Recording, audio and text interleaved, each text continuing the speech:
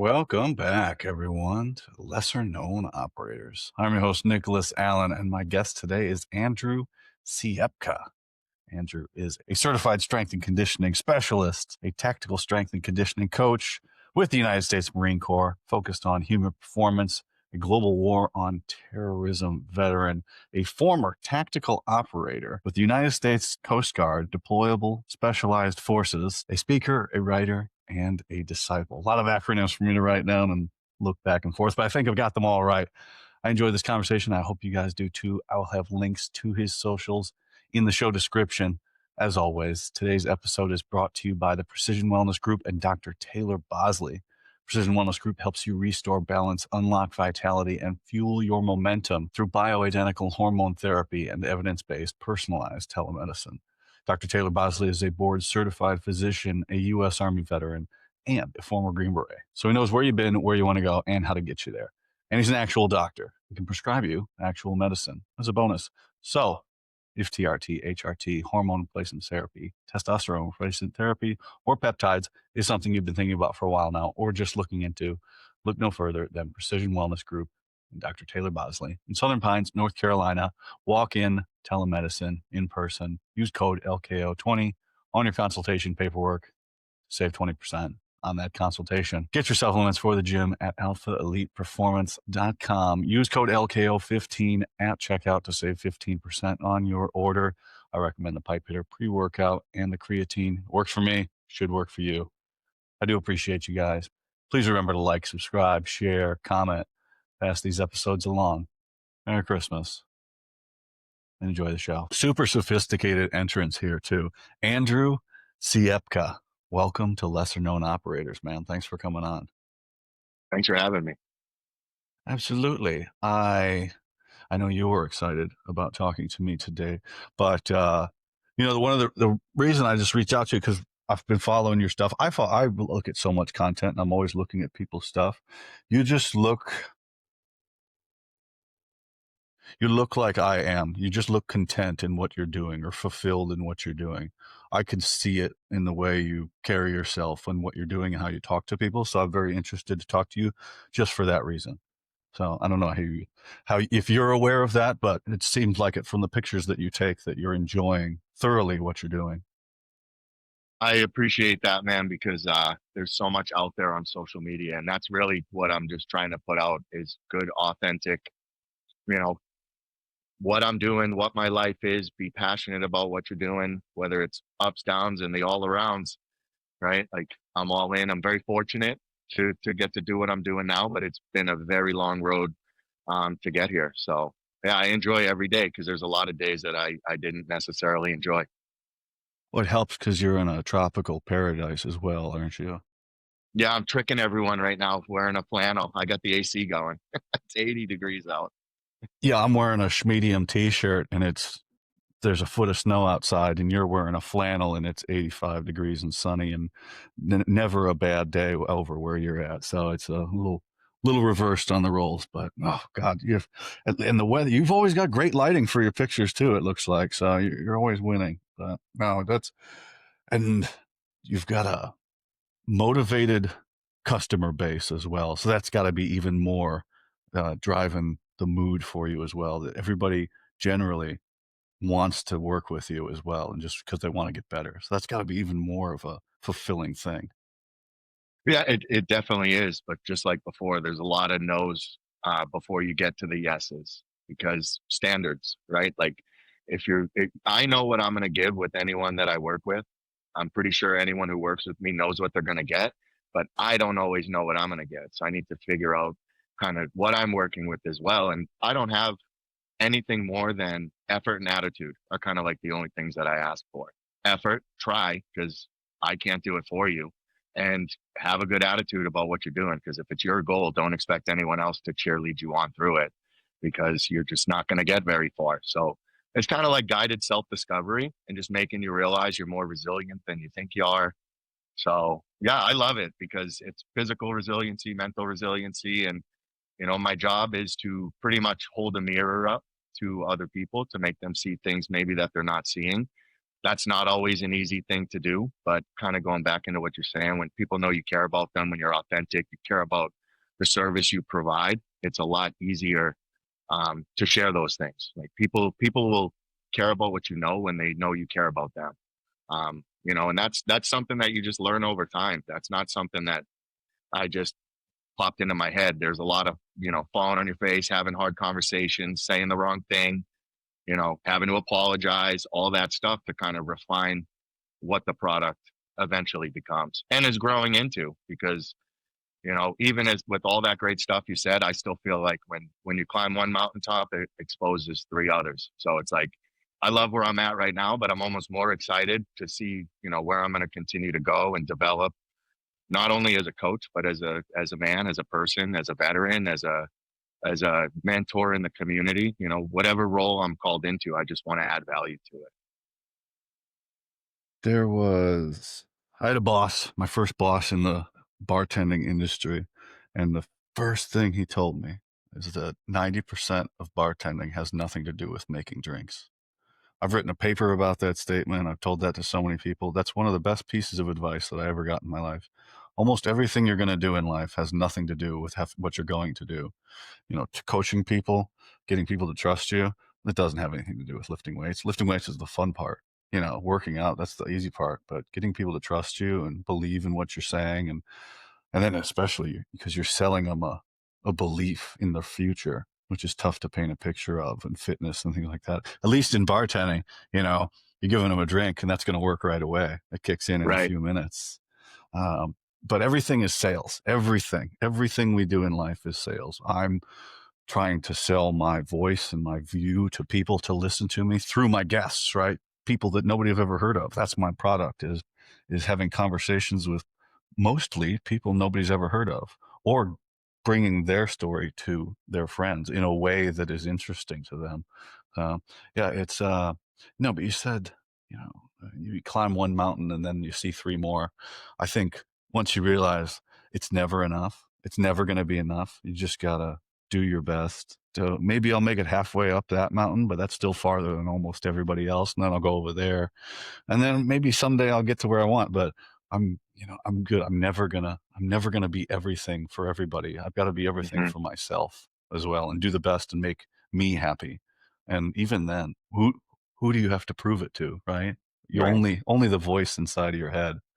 Hmm. Um, it's a lot of pain to get to that place, to get to those places, and reflection and falling down and getting back up. So no, it's a fucking journey, isn't it, man? Hmm. It sure is. Like, if you were to tell me, I just turned 40 in October. If you were to tell me 14, 15 years ago, hey, this is where you're going to be at this time, by this time, I no way. And because, honestly, the things I would have probably had known I would have experienced to get through it, I would have already been trying to find my way out. So sometimes we got to realize too, like, hardship is necessary, delayed gratification is necessary, and it's really just about enjoying the process of where you're at. And if that means you're in a hole, dig out. What are you learning from digging out? What are you learning when you get out? What are you doing to make sure you don't fall back in the same hole again? Because for me, if I think about things like that, or I have that conversation up top, like you were saying, which most times, even in coaching, people don't even want to acknowledge how bad that conversation is, right? But like, being able to understand that and then almost turn it into a puzzle to solve or a game with myself is how I've been able to kind of like grow and develop through some of this stuff. And a lot of that even comes from like being able to take a breath in the moment. Like, what am I dealing with? Like, what is this problem? And that's, sets and reps can be applied to everything from the weight room to goals to the way we talk to ourselves. It's repetition. You can build good reps and bad reps. I rather build good reps, and if good reps take longer, whatever, because they're more potent. They're going to last longer because they're better quality. So I'm in it for potency and quality, not to just, you know spray out whatever I can and just hope for the best. So because it's got to have intention. Because if not, what's the point? Why?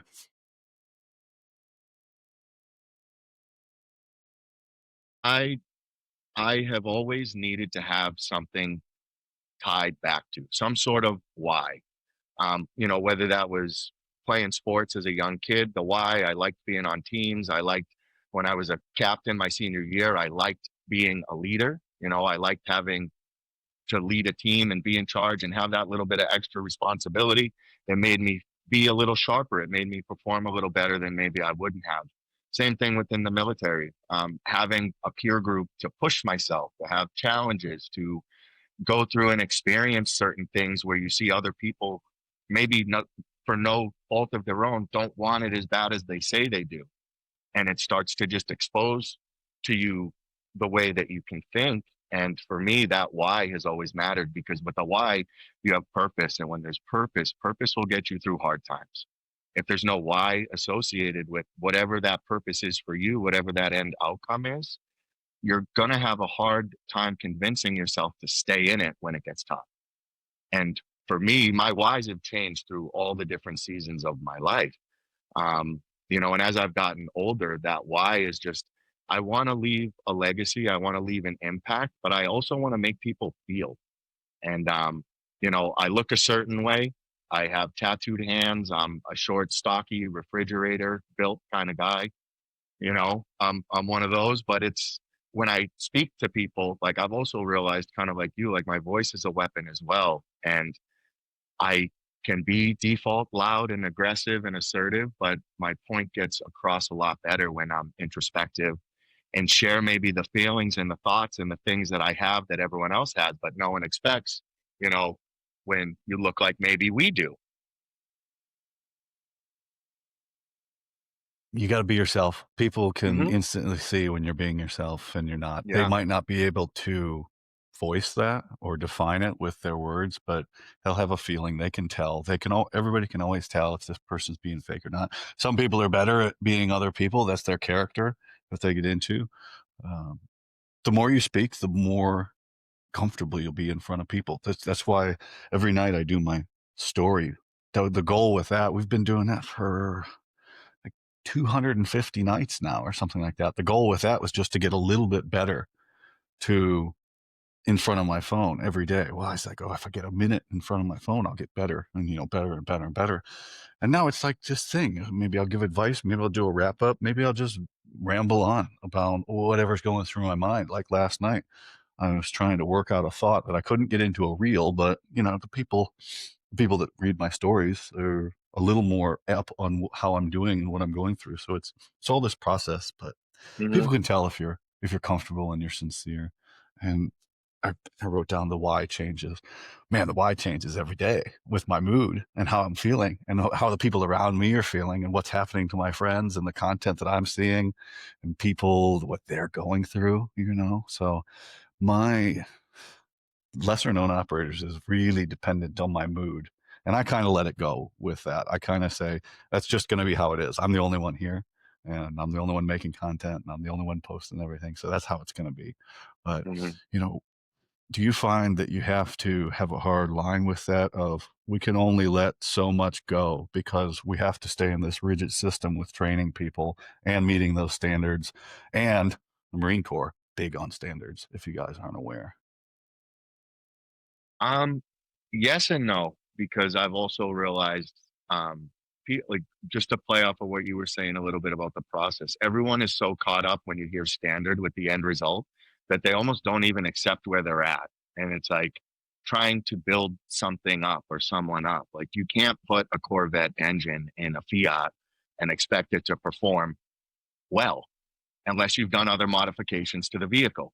The same thing goes for a human body, right? So it's like I do have hard lines or non-negotiables, but I really believe in flexibility within the framework because that's what allows you to build a process and a system. So what I'm really trying to let people in on is this is my process, this is my system. Now let's see if we can build a branch off of this that is allowing you to still hit your goals and be flexible within your framework because rigid on standards but also has some cultural things just like the army, the navy, literally every single branch. We also have other cultural things that don't necessarily go with our physical standards, so it's like I can't tell someone to cut everything completely out and be like, hey, this goal matters more than anything else because that may work on one in every 100 people, but what about the other 99? So I got to Yeah. figure out where they're at. I got to figure out where they're at so I know what I'm working with. When I know what I'm working with, I know where to kind of put that line, kind of like you were saying, depending on the day. For me, it depends on the individual. You know, if I have someone that has very high goal that they're achieving and I start to see that authenticity you're talking about, I'm going to give them more. I'm also going to expect more from them just because I know where they're ultimately trying to go. Now, if it's someone who maybe isn't in that system, I'm going to try to figure out just where they're at and why they're playing video games for 10 hours a day and just ordering dominoes and not getting out and also absorbing some of these things in the culture that they signed up to say they wanted to be a part of. And, you know, like you said, the physical part matters, but really it's who's driving the vehicle. If this is the car, who's behind the wheel? And if someone's behind the wheel who can't even turn the ignition on, like maybe we got to teach them how to drive first. Yeah. It's funny, you say that, right? Uh, the most popular question I get asked from guys' perspective, aspiring Green Berets, is, asking piece of advice. And I say there's only there's it's a two-parter, right? One is if you don't complete what the thing is in front of you, you don't get to do the next thing. You have to Mm-hmm. take care of this. There's nothing else. There's nothing else except what you're doing. You cannot worry about the finish line. You can't worry about anything. And then 1A to that is getting this has to be more important than everything in your life, your family, your friends, your health, your well-being, everything. Everything has to come second to graduating. Otherwise, for me personally, you're not going to graduate. But as you said, that's a very small section of people. That section of people, you can say, Mm-hmm. you're only going to eat A, you're only going to work out B, you're only going to do C. That's all you're going to do for the next 2 years. That's a very small section of people. Mm-hmm. Our problem is social media promotes all that. So these people think that that's healthy. It's not fucking healthy. It's Mm-hmm. this, that's what gets the views and the clicks and drives engagement. This very small section of the fitness population is influencing this huge amount of people, and they get discouraged. They see, oh, I don't look like this person. I need to be doing this. I don't need to do that. Fucking, you don't need to do any of that shit. You just need to get moving first. Let's just Mm-hmm. start with one. That's now people that are trying to get in. The advice I give everybody is like commit to 1 day in the gym. That's you get 3 days on either side to mess up so you can move it around. Let's start with Mm-hmm. 1 day. Just get into the gym. That's where this big gap of perception, right? Because we're Mm-hmm. glued to our phones. So we're so influenced by the people that have achieved everything or that we think have it all together. I don't have my shit together fucking like Me all the neither. time. Me neither. I ain't even trying to pretend like it either. That Yeah. authenticity, that I feel like that's what really matters because like the fitness industry, and I'm glad you said that because the fitness industry in a whole is very hard in general because it sets just unrealistic expectations across the board for general population people, which is most people. Most people just want to be not in pain during the day. They don't want their knees to hurt. They don't want their backs to hurt. That can be treated totally different than, like you said, the future MARSOC Raider, the future SEAL, the future Green Beret. So it's like really just figuring out where's their threshold and applying the necessary stress for the adaptation that we want. Like you said, maybe it's that 1 day. Once we know they've adapted to going to 1 day and they're used to that stress of that comes with that, now we can add another day and see what happens. And it's just sets and reps. You know, just like you said, you've been sitting there at the end of your night for the better part of a year, sets and reps. I'm getting sets and reps in. And now with more sets and reps, things become easier to navigate. Just like with driving. I'm going to use that analogy a lot. You get in your car, you turn the ignition, you know how to do everything. But you think about the first time you get in a vehicle, you're like, maybe, you know, for some of us, no, but for most people, maybe, I don't know. So I'm going to try to give them that, what they need when I know that they can handle it, give them more, give them more, give them more. Crawl, walk, run, sprint. And that can be applied to everything in life. If you're patient, if you can humble yourself and not expect to just be awesome all the time, like you said, I've I only have done well in things that I have done really bad at for a really long time. You know, that's the part of it is just most people on social media, they don't share their failures. So you don't see that. You just think, oh, point A, point B, linear. When realistically, it's like all these massive peaks and valleys, but most people don't have the resiliency to deal with that. And they also don't have the patience to figure out their baseline. So it's a lot of time. Coaching is an investment. And that's the thing I think a lot of people need to realize too is you're not just getting exercises. If you want that, just go jump on Chat GPT or whatever and type whatever in. But if you want human interaction, if you want this, the emotion, the authenticity, the why, the things like that, this is really what coaching is. It's an investment on an individual. That you see something in them that they may not necessarily see or believe yet. And my job is to make them realize it, or they confirm to me what I may have already seen, but either way, I need to invest. I need to invest. And for me, working in the population that I do, I can't shuck them away because I need them to be fit because if they go where they go and they're not, that's not good at all. Fitness is a force multiplier, 100%. So I need to first make them more fit from wherever they're at. And then from there, build. And, but I need a horse that's willing to run or a dog that's willing to run because I don't like necessarily dragging them behind on leashes either. Yeah. Yeah. That, that's a whole thing in itself, the remedial thing and getting people up to speed. How about, as a civilian, we one one juxtaposition I've been having lately is, I created this thing. I have my thing. My thing is lesser known operators, right? And I always look comparing everything to my military service. And I did a lot of cool things. I didn't get to do the thing, but you know, this whole year I've been having this feeling that I'm feeling more comfortable with what I did, and now with this, that I'm going to eclipse the impact that I had in the military. And now I even thought more about it last night. We're well past that. My reach is unbelievable compared to how it was in uniform. I help people, you know, not like one to one, but talk to people or connect people and these other things, and all the time. And it just was driven home last night in my story that I put through.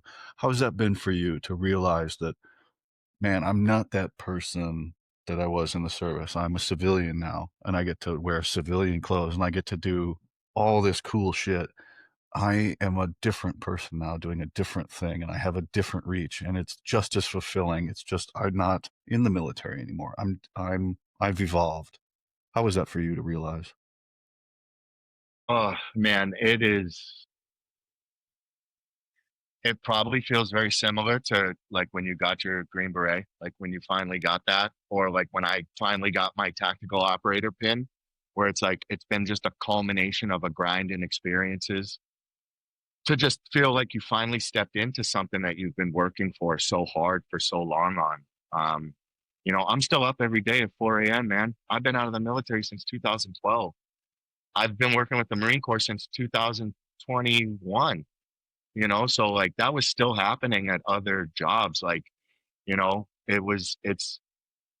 took a lot of stepping into the unknown would probably be the best way to say it. And we can get into that if you want to, but it took a lot of stepping into the unknown, walking by faith, not by sight, and just really believing in my work ethic to get here. But it was the things I learned in the military that reinforced kind of that drive as I got out, started operating in the civilian sector and, working with different groups and then just realizing like most people don't want to work hard, right? So if you want to get where you want to go, like show up consistently, put in the work, act like you want to be there and like do it. And it's not going to pay off right away. And it took me, I mean, I honestly, Nick, I've probably just started to realize it in like the last 2 years. And so what's that, 2023, early 2024, we'll say, since the year's almost over.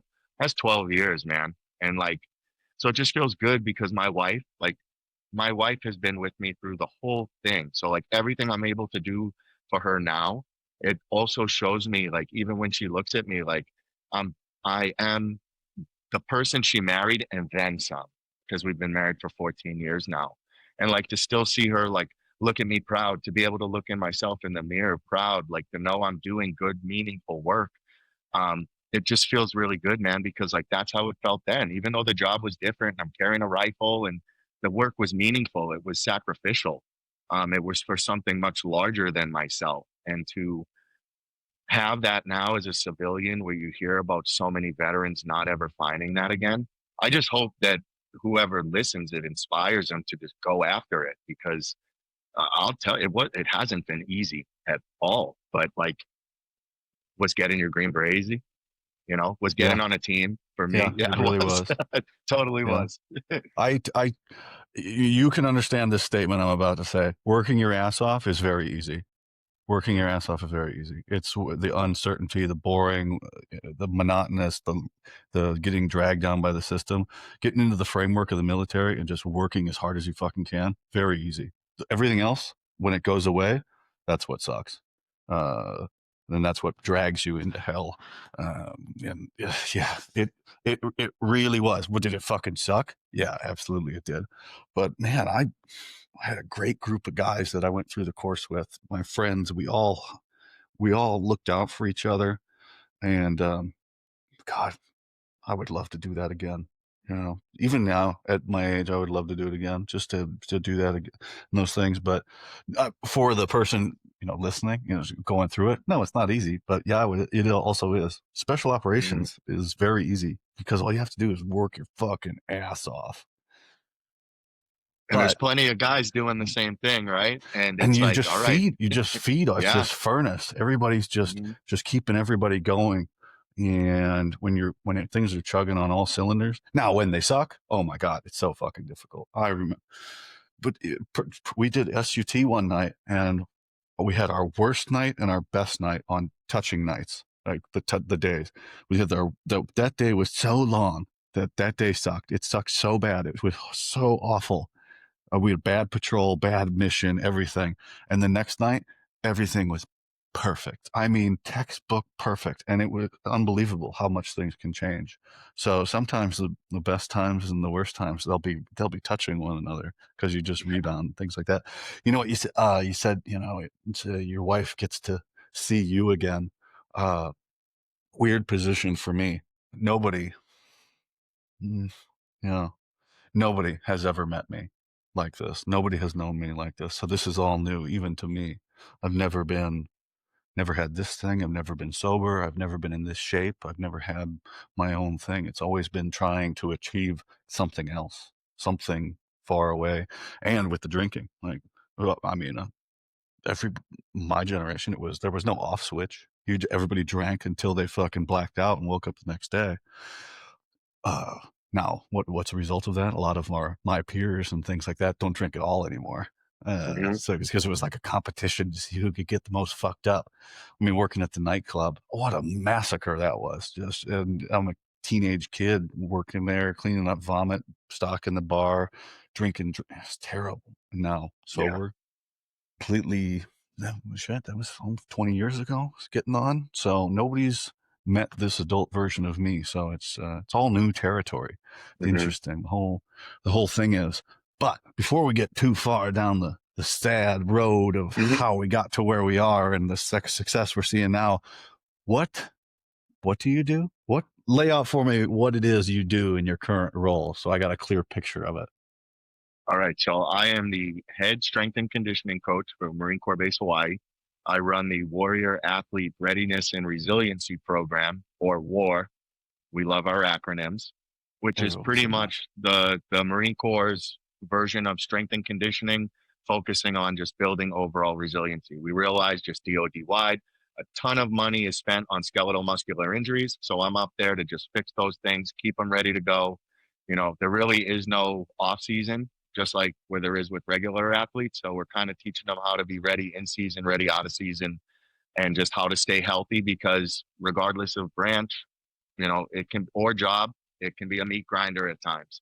um, so I run a team up there. It's myself. I run it, I coordinate it, and then I have three coaches underneath me. We have a full beautiful performance center that we run. I'm very thankful for that because even though Hawaii's paradise, it's very expensive out here. And yeah, I also run a business, so I own Siepka Strength and Conditioning, where I will do speaking, I'll work with firefighters and police because they run into a lot of the problems that their military brothers and sisters do as well. And like you said earlier, I'm trying to add value in those areas and also mentor a lot on mindset development. I also have the opportunity to speak at a lot of graduating classes on leadership development, and just how to hold a professional standard ultimately. What's your favorite part of that? All that whole thing you just listed off there. Ooh, I would say at this stage in my life now, I really enjoy the speaking and the writing. I was going to say writing first, but I enjoy speaking more because it makes me more nervous. So it's more of a challenge still. Writing still feels very like artistic and creative to me. But being able to be in the weight room every day is just a blessing too, because weightlifting problems at the end of the day are not real problems compared to, other environments I've been in. So I'm very thankful for that. That's great because I also get to work out every day still, which is pretty cool. I got no excuse to let off the gas. It looks like you got a nice facility too. Yeah, we do. We have about 30 yards of indoor turf. We have 12 full squat racks, a full grappling mat, ski ergs, assault bikes, GHDs. I have an adjacent whole outside track facility, so I got a great area that I can use. And we built it. It wasn't there. I came up there with the intention. They asked me if I was willing to come on board and build this thing up, and I took my coaches and we put those freaking mats down with mallets and laid that turf, and we built that thing up. And sweat equity is a real investment in military culture. And once I kind of explained that to some of the coaches, because not everyone, who is a coach has any military affiliations at times. When you realize that sweat equity is a currency to them, you build a lot of buy-in.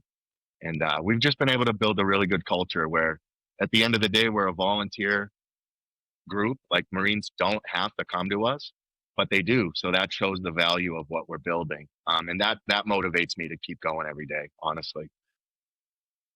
That's cool. It's especially with the fitness and the military and coming on, because I hear a lot from, I would say, just before the guys before me, the just the early part of the generation before me.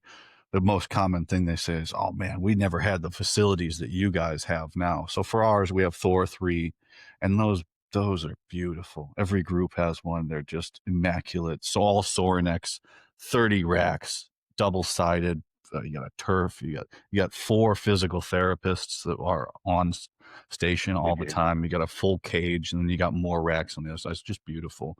And then but that's the common thing is now it's kind of normal for the guys coming in, but it's still, that's at special operations level. And now it's starting to trickle down to the rest of the military. They're getting these beautiful facilities. And that doesn't mean the program's going to be good. It just means that the system's catching up with the times of, if we buy good equipment, it's going to last longer and things like that. Mm-hmm. But it is nice to see we're in this revolution of fitness. I kind of tie it to creatine, right? 20 years ago we thought creatine was steroids, and which to me, along with the medical thing, that just means that we didn't know jack shit about anything. And so now we're starting to figure out all these things. Oh, everybody should be taking creatine. Well, maybe everybody should be working out too. Uh, Instead of flailing around in the field. I was super disappointed when I got to basic training and then we did the bend and reach and the squat bender. And I was like, what in the fuck is going on here? I got to get the fuck out of here. And I did as fast as I could because, and I think are you seeing now that the regular army, the regular military is going, we got to do something different to be a fitter, stronger military than we were, because I mean, people defend that old system, but they're the ones that made money off of it and everything. Mm-hmm. But there's no substitute for being cardiovascularly strong and physically strong, I think. I don't know. What do you think? Yeah, absolutely. And that's honestly one of the favorite parts of the job with the speaking, is because when I go speak, I'm speaking to commands and I'm speaking to them about why they should use us, why we should be helping, their Marines and sailors out. And honestly, the easiest way to do it as you go higher up the chain, and you know this, numbers scream. So I use numbers because at the end of the day, I can try to say passionate things and all this other stuff to someone, but if they have 7 other meetings after me and I only have them for 15 minutes, potency. So I ask right away, who in the room has bad knees, backs, and shoulders? Everyone puts their hands up.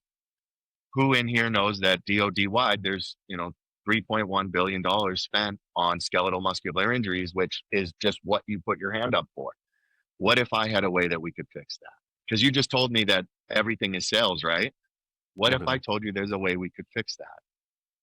What if I told you that your culture loads the front of your body more than the back of your body, and that's why your knees hurt because your hamstrings are weak, or your back hurts because you don't have glutes. It just looks like you all got long backs. We got to build a booty on you, and starting to break things down and just using things like that where it's like, oh, I never thought about that because in military culture, PT is used to bring units together or a punishment. I'm trying to make you use it as a force multiplier that will make your force, regardless of the quality that they are, more resilient and better than they are right now.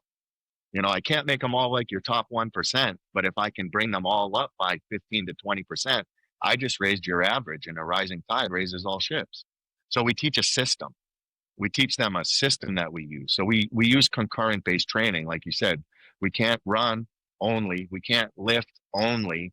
We need to do both. And we also need to blend in other varying modalities, kettlebells, sandbags, explosive movements, grinding movements, carries, drags, sprinting, agility, turn and maneuver. We got to cover all of these things, and then we also have to worry about the mileage that you're giving them. That's where programming, volume, periodization, all this stuff comes into play. So I say all that right now to tell them, I know that the Marine Corps has you all have worrying about a bunch of things. The Marine Corps only pays me to think about this. And I have a whole team that thinks about this with me. So let us take this from you. I'm sitting up here in front of you telling you, I want to take this from you. I want to help you with this. And who's going to say no to help in an already overwhelmed, busy culture and society? I Yeah. don't have to sell them on anything because I'm up there already being paid. I just need to say, trust me, just give me a product and I will give you back better than what you gave me. Yeah. If you don't like it, just don't renew my contract and bring somebody That's else it. in. Uh, and that's a very articulate way of saying the bro science, the bro knowledge that I have. I have no certifications, no training, and never taken a course, but I know exactly. I know this, me, I feel a lot better looking like this than I do not looking like this, you know? And that's just simple A and B. My back feels better. My hip still in pain, but it feels a lot better. And I can squat the numbers that I want to squat, and I can run, and I can swim, and I can do all the things. Before, when I didn't have all of that where it was, I couldn't do all those things because it fucking hurt. Uh, Hmm. and what it what is this war against full range of motion? There seems to be two camps of people: the people that are strong and lift with full range of motion, and the people that are not and are against it. What have you noticed that? Yes. So, and I think if when you have like lifters who are chasing maximal strength, usually they'll want a little bit of stiffness just because it'll keep them in a bare minimum That's mobility they need to that's be. that's a different Okay. category. Yeah, You're talking about like newer lifters just not wanting to hit certain things, yeah, like certain ranges. A lot of times that's because they're mechanically, if you look at the movement, there's certain weak points or sticking points. And once you start to get close to breaking parallel or below parallel, they're not used to that shift in musculature because once you hit below parallel, now the hamstrings start to get a little bit less engaged from that stretch because they're maximally stretched once you're at that 90 degree.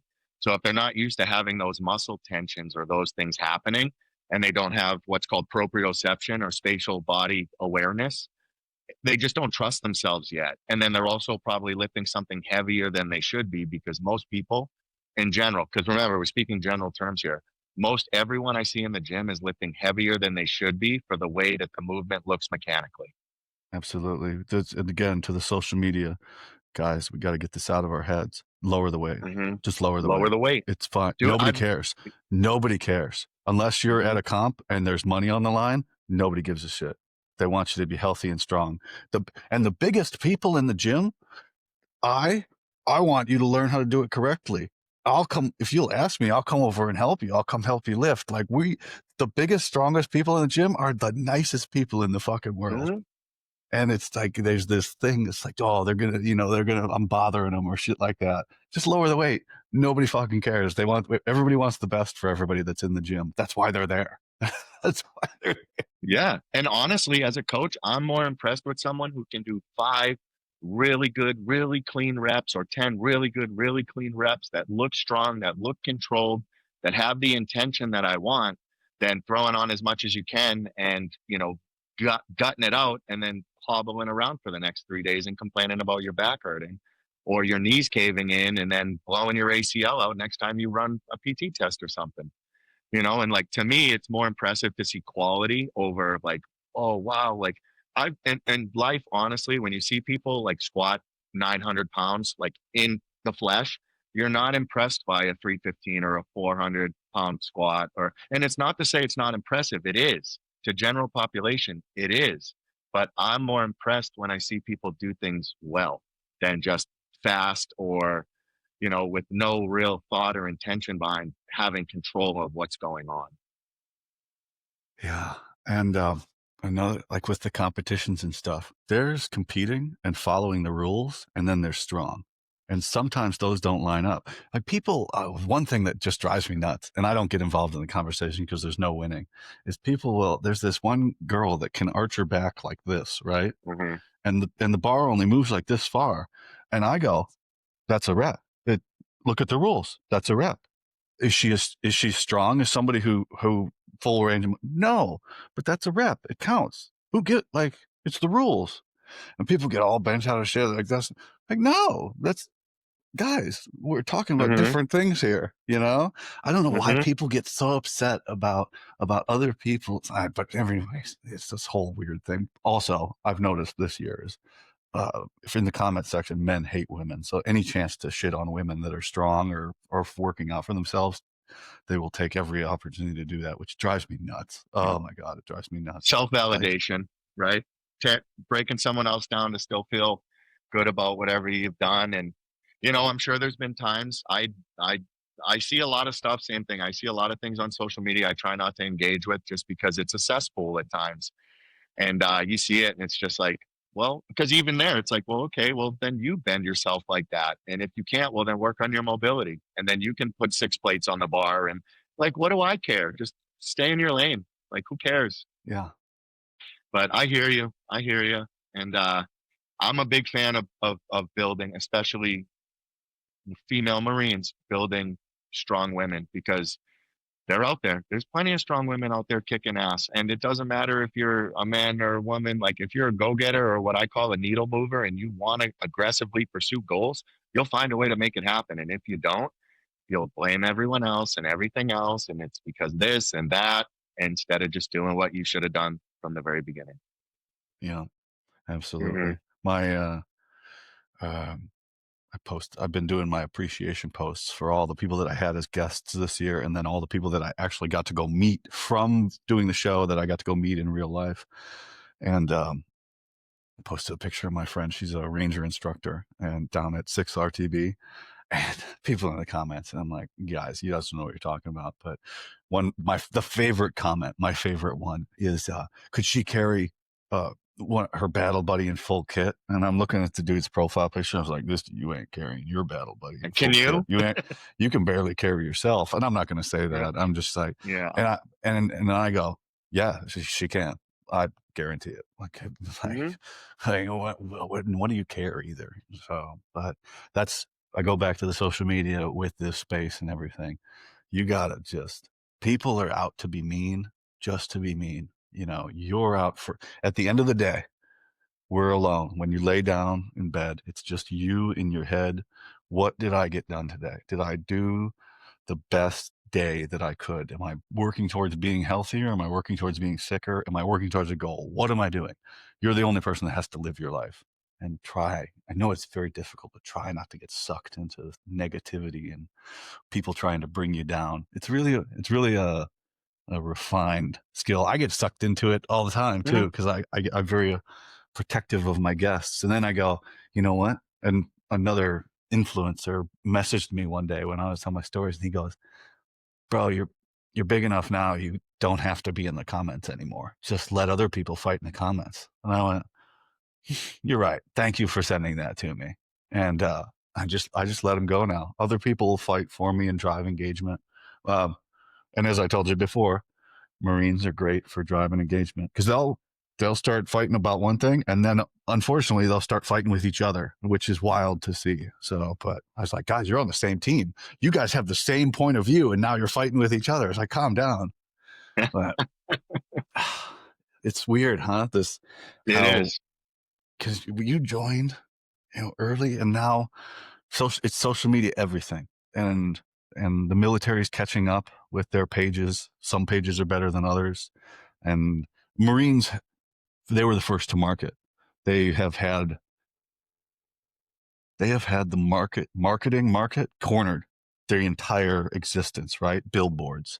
They had the commercials, be all you can be, these beautiful videos, and then their content was always great. So they're the first to market, and they're not relinquishing it anytime soon. But we, unfortunately, special forces, we're the worst.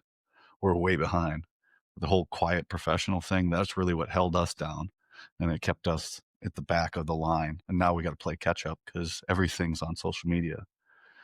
Is there any thought with your job when it comes to social media and promoting, or is that not a thing of what you guys do where you're at?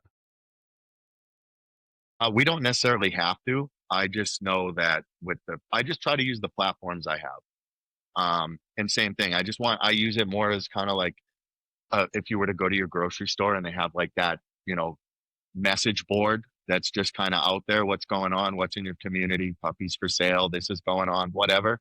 Um, I try to treat my social media like that.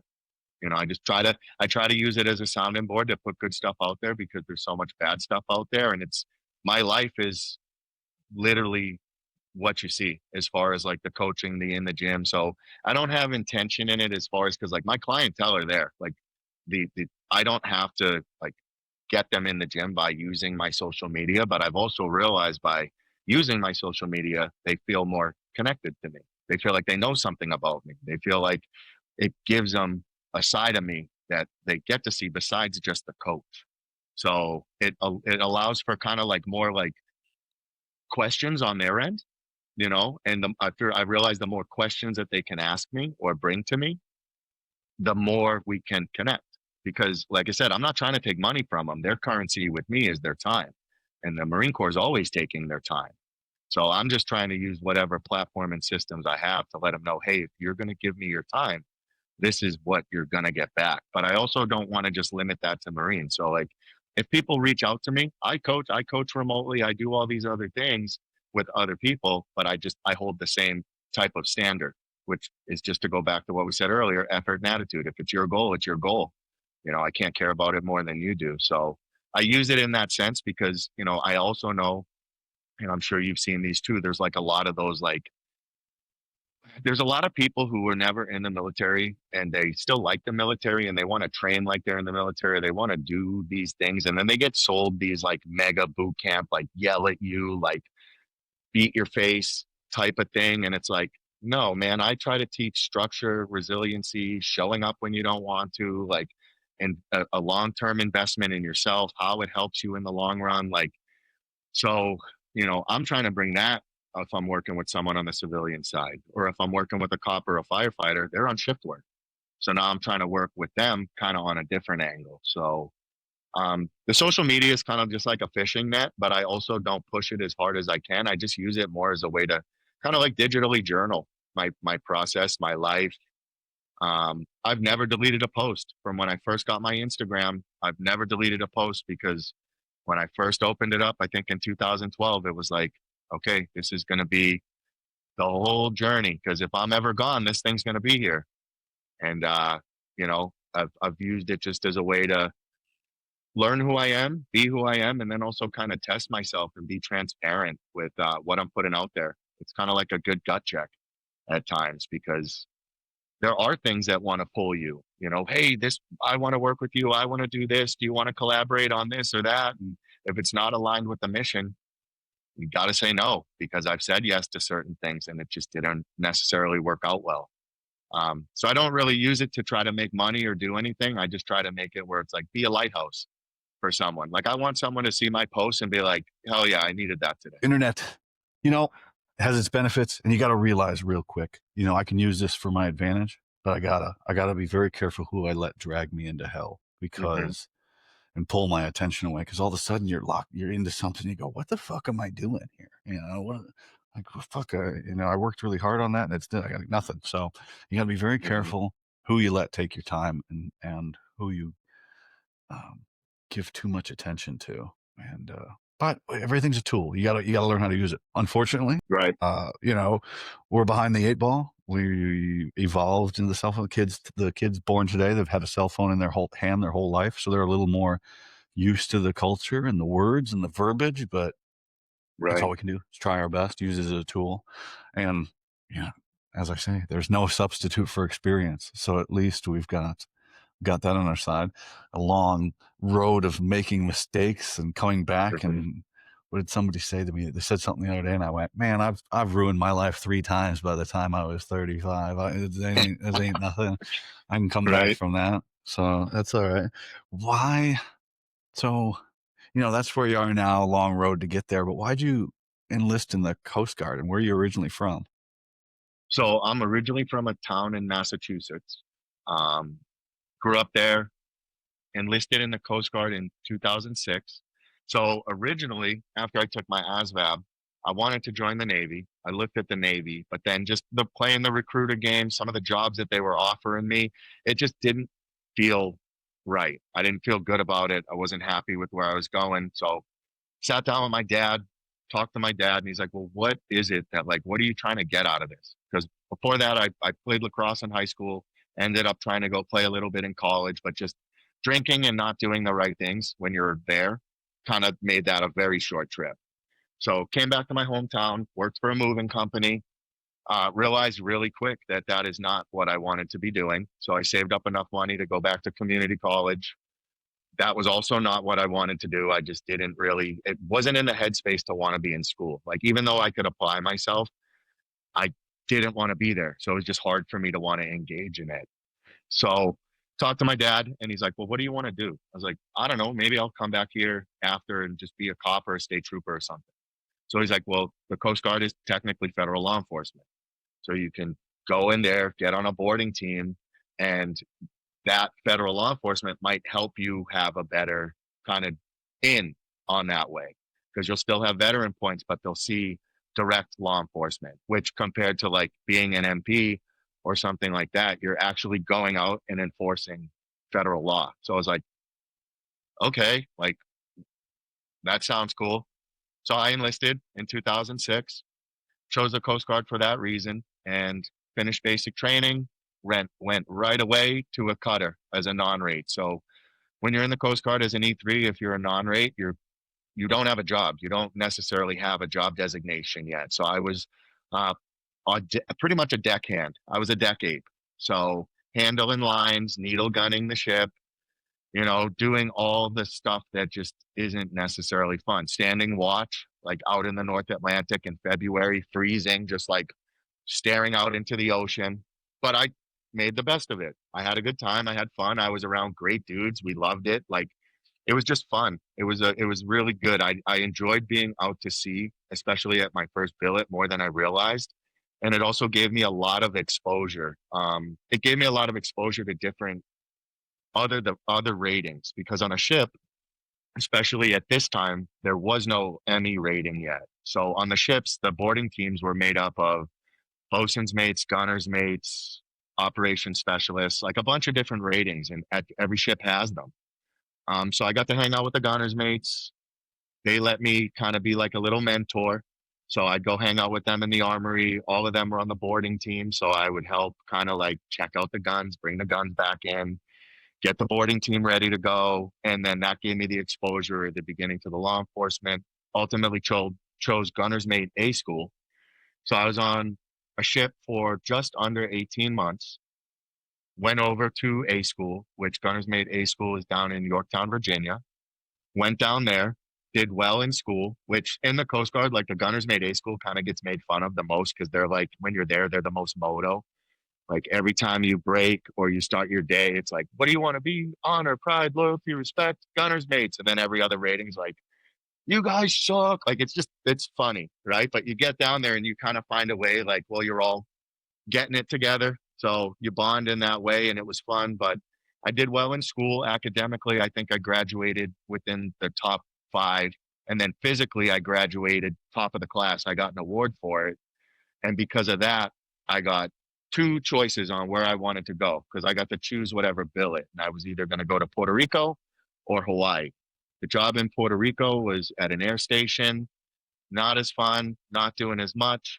And then the job out in Hawaii was with Maritime Safety Security Team, which at the time was a part of the Deployable Operations Group, which was the post 9/11 teams that the Coast Guard was putting together that was to kind of take care of counterterrorism within the homeland. And then also the worldwide deployable units that were just able to deploy to wherever American interests were, pretty much.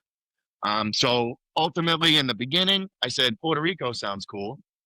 Closer to Massachusetts, I'll go there. Got on the phone with my sister, and she's like, when are you ever going to go to Hawaii? And I'm like, that's a good point. And then I thought about the job, and it's like, well, that sounds a little bit more like something that would be cool, but I wasn't slated for like a cool guy job. I was slated to go to what's called waterside at the time, which is you're part of a boat crew. So you're part of a boat delivery team pretty much. And then as a gunner's mate over there, I'd be handling the weapon systems with that, helping out with the armory within the unit, all of that stuff. So I choose that because my sister's like, you're never going to get a chance to go to Hawaii. So I'm like, well, you're right. Let's go. Get out to the unit and then realize real quick once I'm there, they got two other teams of guys that are doing something totally different than what we're doing. Like they're wearing flight suits, they have cool Mark 18s, they're like going and rappelling and they're going and using the range on base and just checking out their own weapons. They have their own assigned weapons in the armory. And I'm like, this is cool. Like, what's this all about? And I'm like, I'm sure you can tell by now, like, I'm a pretty friendly guy. And I just started talking to them. And they told me they were holding a selection tryout at the unit to see which guys they would send to the pipeline. And they had two spaces available and they had 10 of us try out. I got picked up to be able to go through the schoolhouse with them. So that selection with the unit at the time was small. It was a couple weeks and it's just beat you down in the pool, wake you up early, keep you up late, stress you out, try to drown you, run, calisthenics forever, do pull-ups, and just a lot of just physical stuff and then mentally demanding stuff. And went through that, finished that, got told, okay, we're gonna take you on this side, but you have no certifications. Like you're not certified to do any of these jobs. So congratulations, you're gonna be our glorified range bitch in the meantime. So like I was the best glue sprayer targeter ever because I was just like happy to be there, like and see what these guys were doing. Because at the time the teams are compiled with, former Marines, former Army Rangers, guys who were like cops, who were reservists that came in on active orders because they were SWAT guys. So they're still kind of in the infancy and like building this thing up into what it was. So it still kind of felt like really cowboy, which to me was appealing. It's cool because it's like, well, we're out here in Hawaii, which every branch is out here. But these guys are going and like spending time on Pearl Harbor. They're going to Kaneohe Bay. They're going to Schofield. They're going to the kill houses. Like this exposure is like way cooler than what's going on here. So it just started to really open my eyes up. But then it showed me that we were pulling from a lot of what other units were already doing because like we were brand new. We're just starting this thing up. So our schoolhouse is down at Special Missions Training Center, Camp Lejeune. So I got sent down there after about 4 months of just sweeping up the team room, going and running errands, doing whatever. Got slotted to go down there. And we used at the time khaki instructors. So our instructors at our schoolhouse were retired SEALs, retired Green Berets, guys just within the special operations community. Even for us, like former TACLET guys, because the TACLET at the time, which are all the drug interdiction teams, we've had them since the 80s. So this is nothing new to them, but these other units are starting to get more built up. Um, so we're down there, we're learning from just all these different pools of dudes, which is cool because like getting to just be around SEALs and Green Berets as like a coastie who's coming into this, like you're just like, wow, this is just really cool to be a sponge around these dudes. But there was always like this performance expectation where it was like wherever we went, people were always like, what are you guys doing here? And it's like, fair enough. You know what I mean? Because like I didn't join the Coast Guard thinking I would end up in Iraq eventually. Um, but like having the exposure into the teams and what we were doing and then the capabilities they were building through shoot, move, communicate, small unit tactics, vertical insertion, hook and climb, like all this other cool stuff. It was like you're doing it with other branches that are also training to do it. And it just started to build a little bit of confidence in me where it was like, damn, man, like this is really cool. Like this is a really cool thing. And I did not have the intention of getting into this. I just liked the challenge of it. Like it sounded like a challenge. It sounded like it was going to be hard. The guys that were there were like guys that I looked up to. And it was like, I would like to be mentored by these men. Like I like the way they carry themselves. I like their confidence. I like their ability to just handle situations. Like as a young man, 22 years old, I was like, I want to be around this. I want to be around that, and it was kind of like a magnet to me. So I was very just I wanted to be there. So any task that came up, it was just like, I'll do it, I'll do it, I'll volunteer. So I got a lot of smaller deployment experience after going through the schoolhouse, after getting qualified. I got to do a few smaller deployments that, weren't anything crazy, but other guys didn't necessarily want to go to, jumping throughout the Pacific, doing certain things. And I just looked at it as, well, I'm just going to get experience now. Um, I did a couple of deployments, smaller ones throughout the early part of 2009, and then got pulled into a room and told that I was getting picked up to get pulled with another unit to start prepping to deploy to Iraq, which for me was like awesome because you train up for a job for so long, like you want to do the job. So I was excited to get to finally go do the job and get to train up. And when I asked my team leader after, like, why did I get picked up for this? Because I was an E4, so I was a third class petty officer at the time.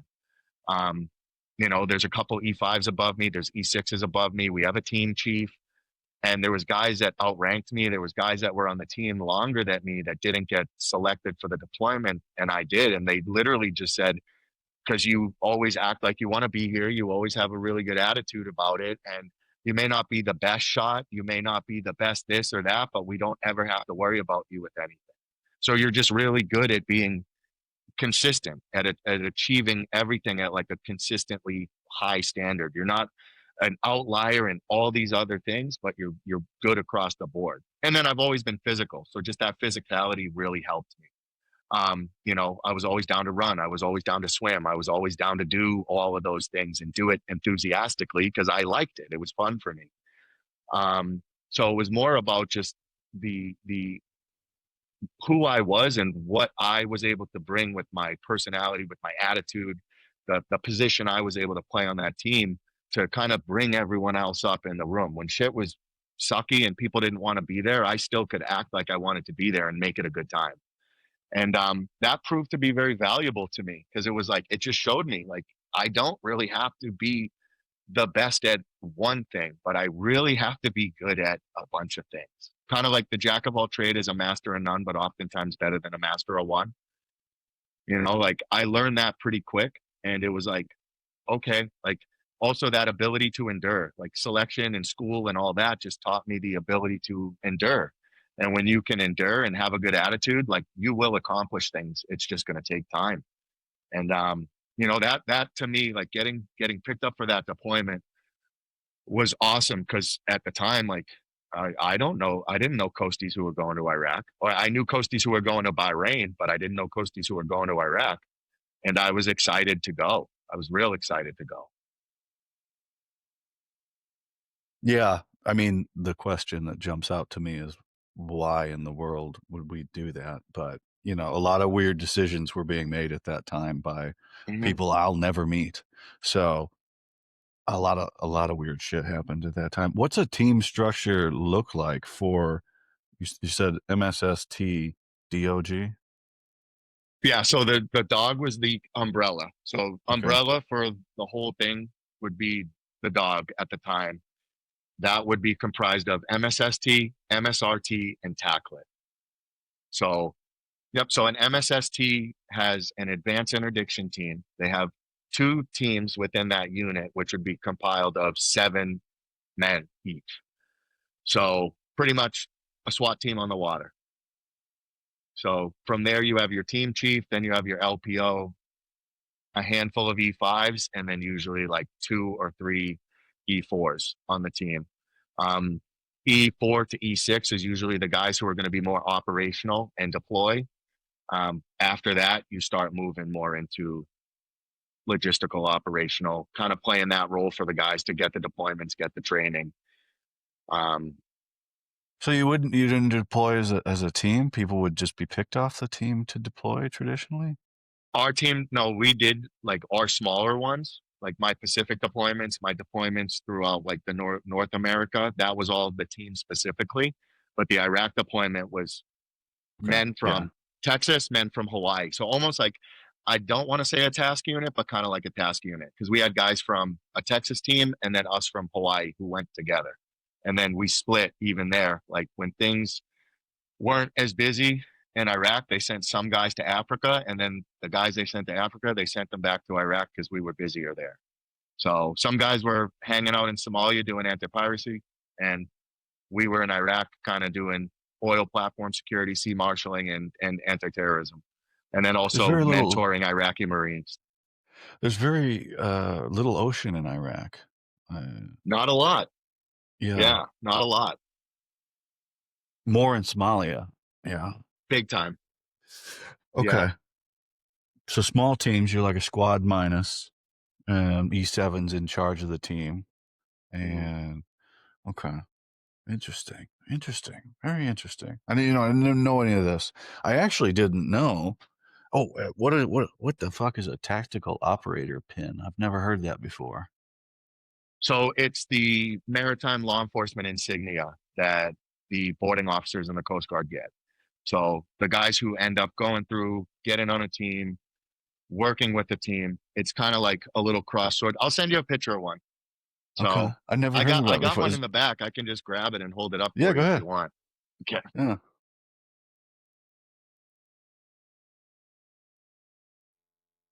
So it looks like this. All right. Cool. Is that cool? I don't know. Is that a cool thing to get if you're within the Coast Guard? I mean, everybody in our arena knows, you got a tab, you got a Ranger tab, you got a Hmm. Trident. Um, is that pretty recognizable if you're in the Coast Guard of go, oh, look at that shit there. Yeah, so that's the insignia now that they're seeing for the operators. So back in the day, the only guys who used to get these were the tacklet guys. So this originally was just a tacklet pin.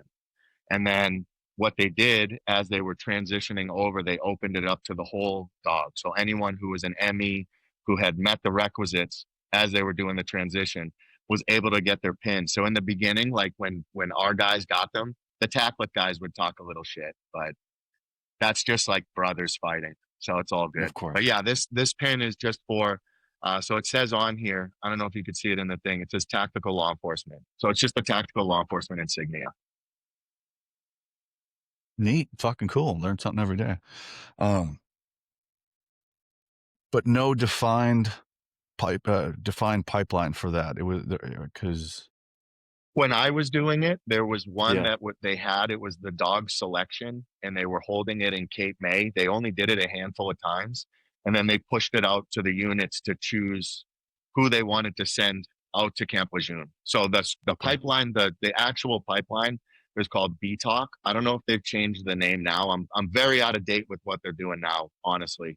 But it's basic tactical operators course, and that's where you are on the ranges. You're doing all your vertical insertion, you're having to go through all of your physical standards. You're doing your pool work. All of that's kind of happening in one space altogether.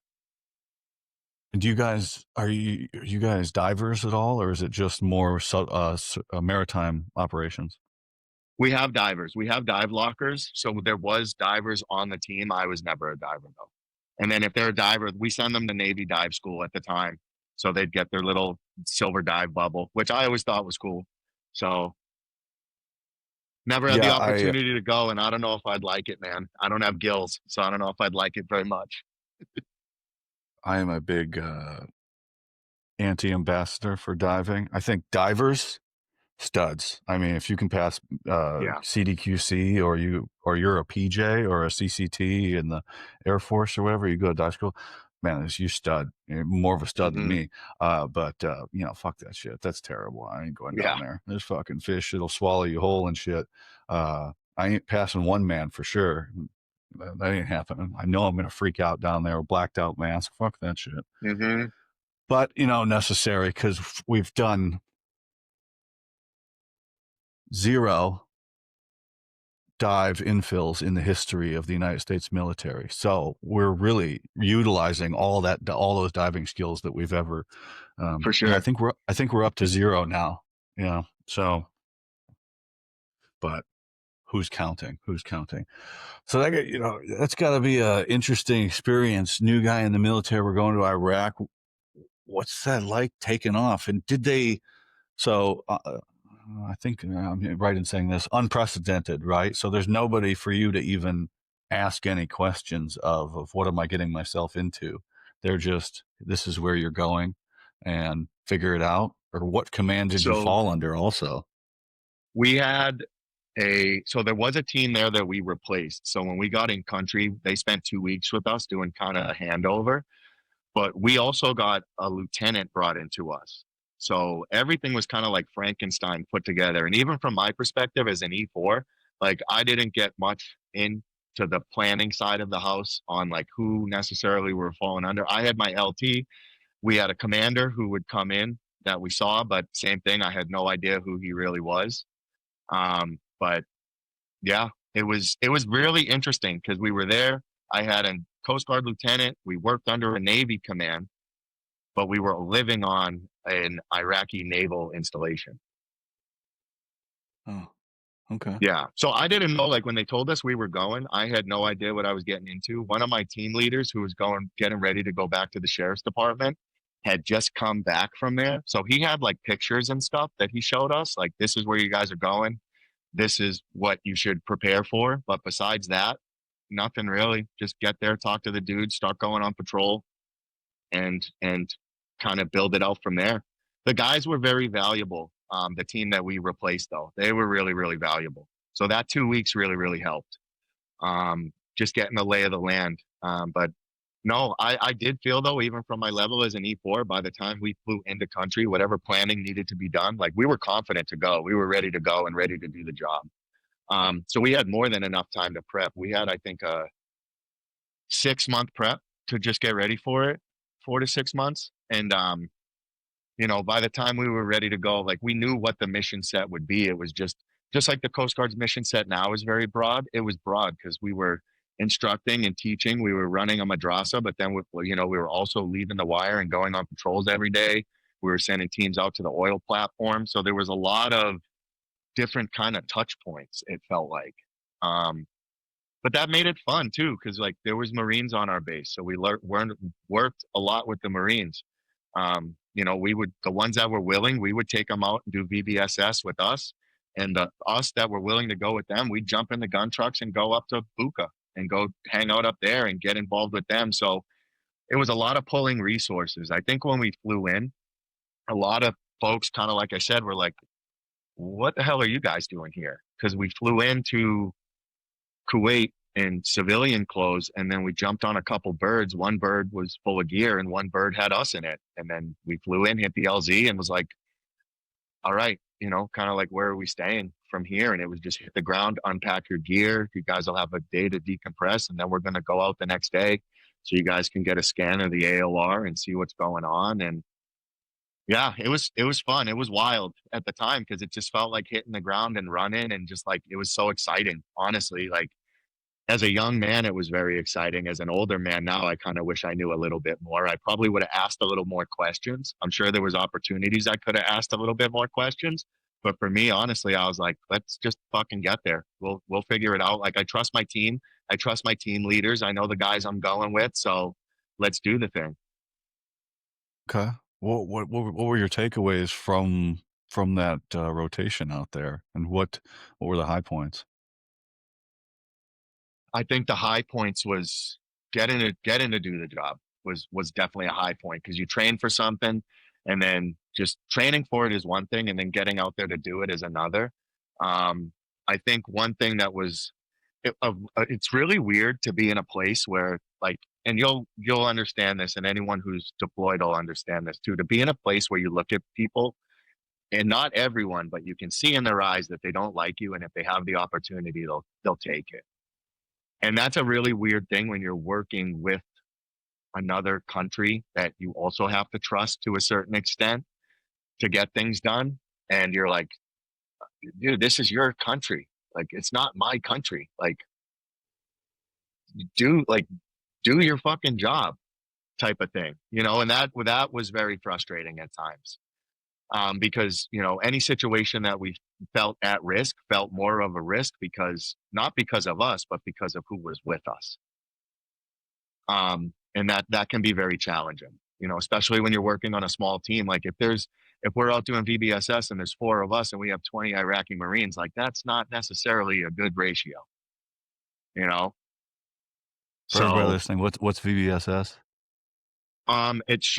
it's shipboarding. So boarding vessels pretty much looking for contraband. For us out there, we're either looking for smuggling operations, looking for guns, drugs, explosives, pretty much anything like that. So we'd either try to catch it before it was coming into the port of Qasr, grab it, take it from there, or go out to the oil platforms and marshal any tanker coming into the oil platforms to make sure that they didn't want to do anything austere as far as like, you know, come into the oil platforms and then all of a sudden have a ship full of explosives and blow the thing up and then cripple the world's oil supply. Huh, So, but interesting. you know, like I said, we're split. You know, we're split with half the guys out on the oil platforms, half the guys, you know, in the port city, and then both of us running around with a handful of Marines, a couple of corpsmen, and a whole bunch of Iraqi sailors and Marines. So, you know, it's hard. It's hard when you're in a place where you're like, okay, I'm here to teach you how to take care of your own country. And you're like, you guys really don't want to do this, do you? You know, No, that can be no. very challenging. How big of an AOR are we talking about here from, north, south, east, west? I'm not sure how far the oil platforms were out, um, but it was at least a 2 hour transit out there. We wouldn't do that from patrols. That's how far we were from each other. AORs, as far as when we were doing riverine patrols, we would go out, you know, out to, I would say, the beginning, like the opening where the inlet was of the Arabian Gulf. And then on land, we'd go all the way up to Buka. So, like waterside infrastructure, whatever was in the port city, we would cover down on. And then kind of like the 10 to 12 miles outside of that would probably be the easiest way to say it. So catch them at the inlet, catch them right before it starts to funnel in. And anyone who's been out there, they know back in the beginning, I want to say it was Desert Storm, Saddam actually sank a bunch of tankers in the port of Qasr to try to shut the port down and use it as a blockade. So even as you navigate and go throughout there, there's a bunch of already sunken ships. So, you know, we'd go hang out there also, check it out because you could plant things out there. There's all different types of stuff going on. It was just very weird. It was a very eerie kind of feeling because you get out there and you're like, as an American, is just, and an American Coast Guardsman seeing our ports and waterways, our ports and infrastructures, you're like, what the hell is this? You know, but it was cool because it was a battle zone. It was a war zone. So it was like cool to be there. And, you know, you're told as you go through the pipeline, like you could potentially go do this job, you could be doing this thing. And as a 23-year-old guy, I'm like, I'm here doing the thing. Like I have a video when I turned 24, I was on the oil platforms and it was after this operation and I'm out there with like all the Iraqi Marines and we're just hanging out and celebrating. And it was like, it's just cool, man. Like having the experiences with another culture and get to like embed with another culture was really cool. as frustrating as it was at times, like just being able to share certain things, share meals, drink chai tea together, like do those things to like try to build that bond as a young man was really cool because it showed me like regardless of culture, if you can bridge a gap with someone, you can teach them something. Because ultimately, I was there to teach. You know, like yeah, I'm there to take them on patrol and do all these things, but I'm there to teach them how to do it for themselves. So that really kind of set me up to learn how to coach. So that would probably be the biggest takeaway. Some of the downsides to that, though, I would say, is just being in that culture, fast living. I lived very fast as a young man, and that ultimately caught up to me because when I got back from the deployment, I went right back into fast living. I didn't decompress. You know, I got thrown right back into another deployment. I got back, and then I went right into being part of a QRF force for the Winter Olympics in 2010. So completely different exposure, right? Like, so no decompression time, and then going from, coming from Iraq and then going right into, you know, Olympic security and just drinking, drinking, drinking, going out, doing all these things. I eventually just had a lapse and I ended up in a psychiatric hospital line, man. Just not dealing with my stuff, honestly. So it was like I had this pinnacle point where I like reached this point where I'm like doing all these things. And then I had this crash where I get put in a psych hospital and, you know, getting checked on every 15 minutes and I don't have my shoelaces and I'm in a gown and I'm like looking at myself in the reflection of the window and it's like I don't even recognize the person I am. And that's really where my life started. You know, like my military time was great. It was 5.5 years of my life, but it's not really like it was an important part of my life, but how it ended was really when my life started because from the outside, it was like I have my operator pin, I have my campaign medal, I'm like this great representative, but I was a mess inside. I couldn't deal with my emotions. I was aggressive. I would drink way too much, way too frequently, and I was just like, well, whatever, whatever. Like I can do it. Like, and the other people around me were doing it too. And then I realized it was starting to become a big problem because it was like I'm probably going to end up getting someone hurt. And I went to my team leaders and I told them, I don't think I can do this anymore. And they tried to kind of talk me out of it. And this is where I know that all my problems that I had after that came from my pride because they tried to sit down and talk with me. They tried to talk, and I didn't want to open up. I didn't want to tell them what was going on because I thought they would view me differently. I didn't want to tell them I was struggling. I didn't want to tell them I couldn't sleep. I didn't want to tell them I couldn't wind myself down. I didn't want to tell them those things because I thought that well, you should be able to handle this. So when they gave me the opportunity to speak, I didn't. I left the unit. I went to another ship. I hated it. I went to another ship and went back to what I was doing before. But now that I was an ME, I went to just do law enforcement on a ship, help the ship with their boarding tactics, their boarding procedures. I was in, I think, Astoria, Oregon, and it just was such a cultural change from the unit that I came from, where it was like big boy rules and, you earn your keep every day, you do your part, and then just getting kind of thrown back into that blue water side of things where it like really didn't matter. It like that messed with me. That messed with my pride. That messed with my ego, and I just continued to spiral. My wife was still in Hawaii. We were recently married at the time. So she met me while she's seeing all the good stuff. And then all of this is unraveling while we're away because she's a business owner. So my wife runs a business. We get married. She takes over a business. Instead of her moving, it's like, stay here, run your business. We'll just kind of figure this thing out. Like we'll do what we can. And I'm just trying to hold it together, man. So I'm like living geo batch style, drinking every day by myself in my apartment, and just like mad at the whole situation, mad at the world, like don't recognize like how the fuck did you get here? And just like trying to make the most of it, but just isolated, depressed, alone, drinking. And I went to the boat and I kept telling the boat, like, I'm having issues, I'm having issues. But it was like, whatever, dude, like everyone's having issues.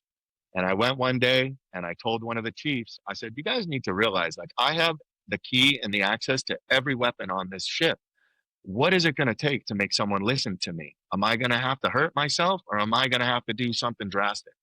And that got me put in a psych hospital. And that they drove me to a psych hospital.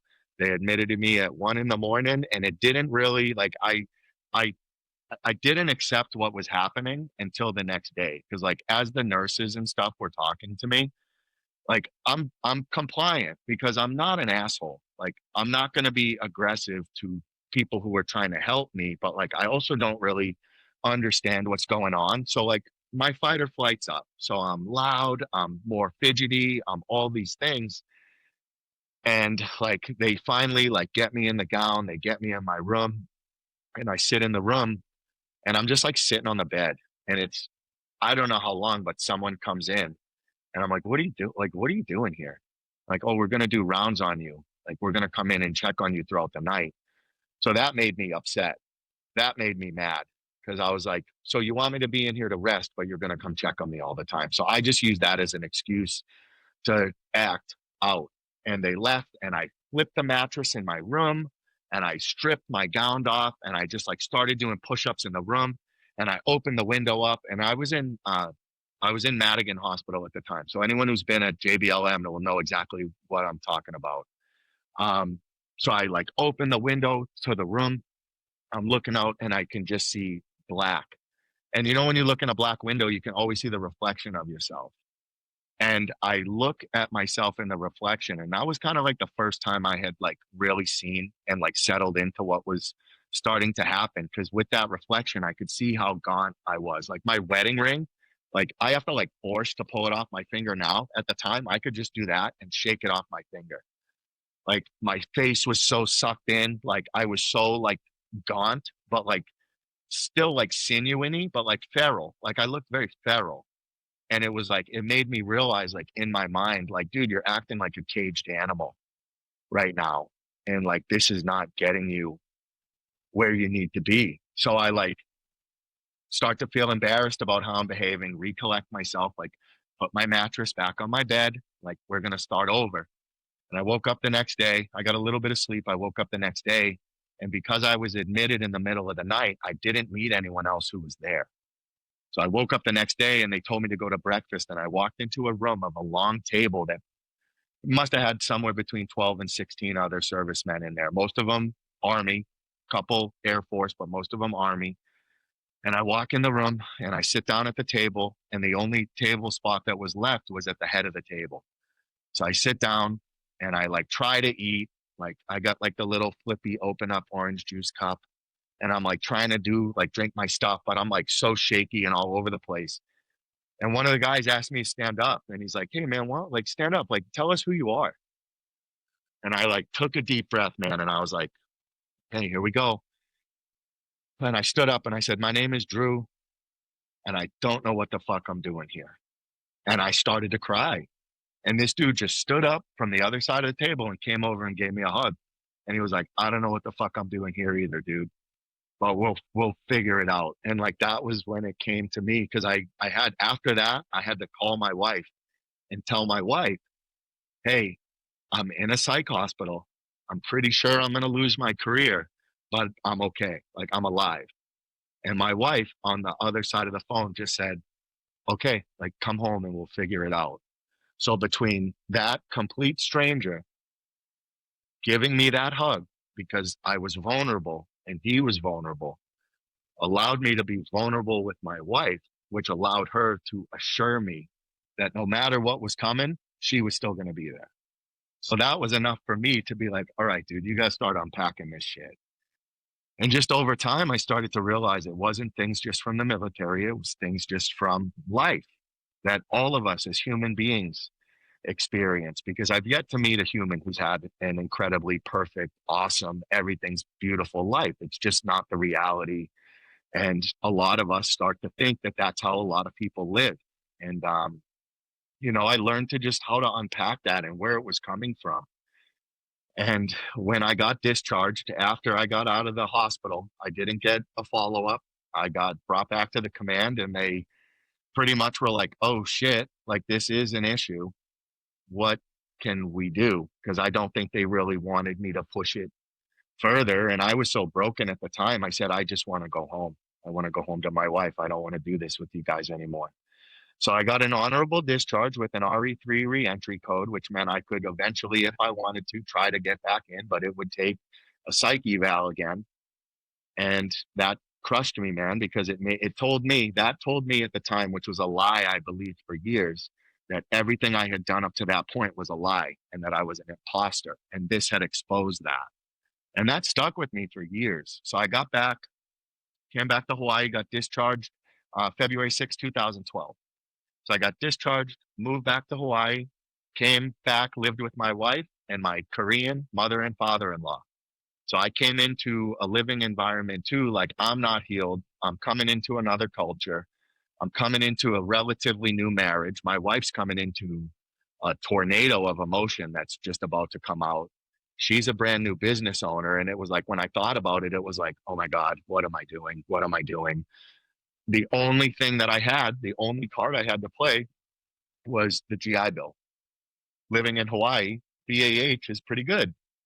So I'm like, all right, I'm going to get a job at a gym, at a CrossFit gym, being a starting strength coach. That'll bring me in a little bit of money and I'm going to go to school. My wife's like, what are you going to go to school for? I'm like, oh, I don't really know because I don't want to be in like big classes.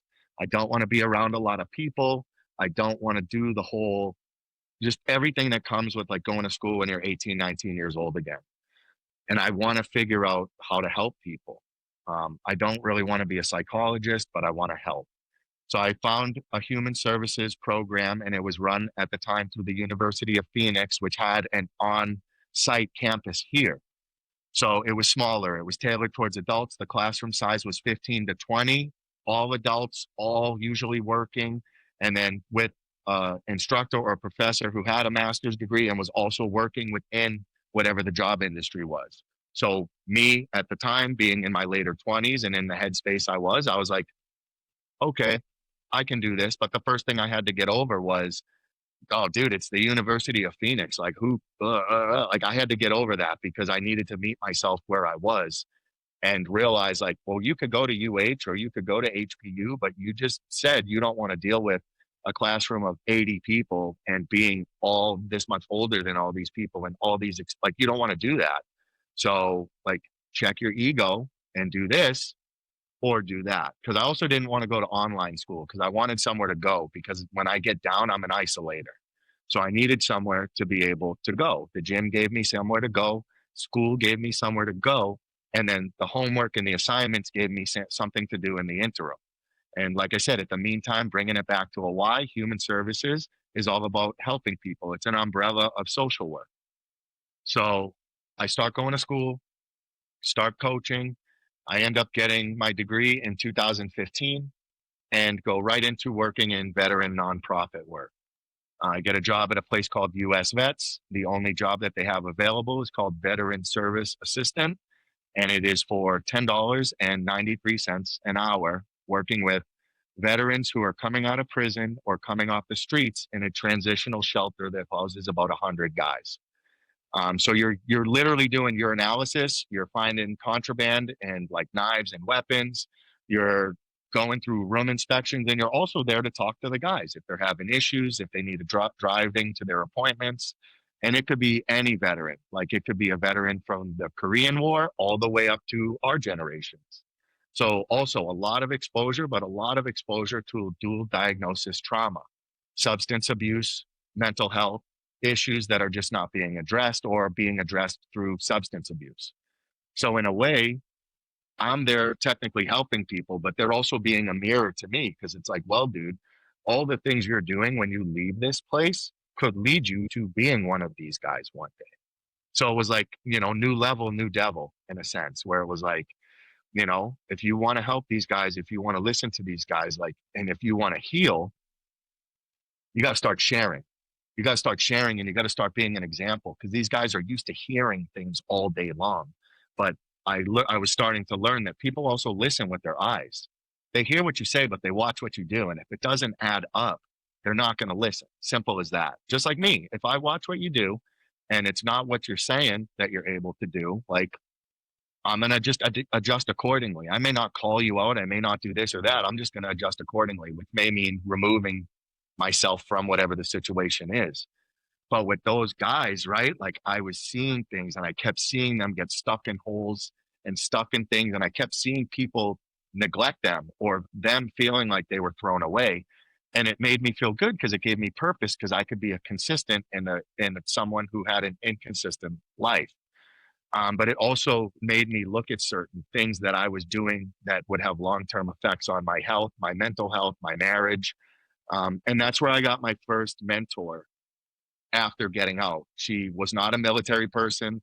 She just had a huge heart for veterans because she had family members who served who were in those programs and were really struggling. And she was a native Hawaiian girl, which the Hawaiian population always also has its own struggles out here. So she was the biggest heart, one of the best people I've ever met. And one of the things that she helped me do was build up that sense of belief again, because when I'd work at night, I worked under her. She'd come talk to me. We would talk about me training people in the gym, me wanting to run my own business, me wanting to do these things. And she was kind of watering those seeds per se of like, yeah, I think you'd be great at that. Like, but right now let's just focus on what we got to get done. Let's focus on what we got to do now.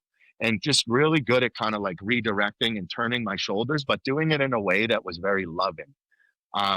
Because I'm out here, my whole family's still in Massachusetts. So I'm also still out here with my wife and my married family, but still kind of feeling alone and trying to build trust and build people that I can bring in the process. Um, and she always saw something in me that I didn't necessarily see in myself. And that job ultimately led to her pushing my name across the table for a grant with Call of Duty Endowment, which was a grant through the Call of Duty video game to work on career development and help post 9/11 veterans get jobs, teach them how to change and transfer their skills to resumes, to how to sell themselves, how to speak on what they're able to do, how to turn weaknesses into strengths and all these other things. And I didn't have any experience in it, but she went to bat for me and she's like, trust me, he will be able to get this done. The grant was on the chopping block. We had 1 year to get it done. We were out of the 6 sites we had, we were the worst site. And if we did not perform, the grant was going to get cut and the money was just going to get pushed to another site.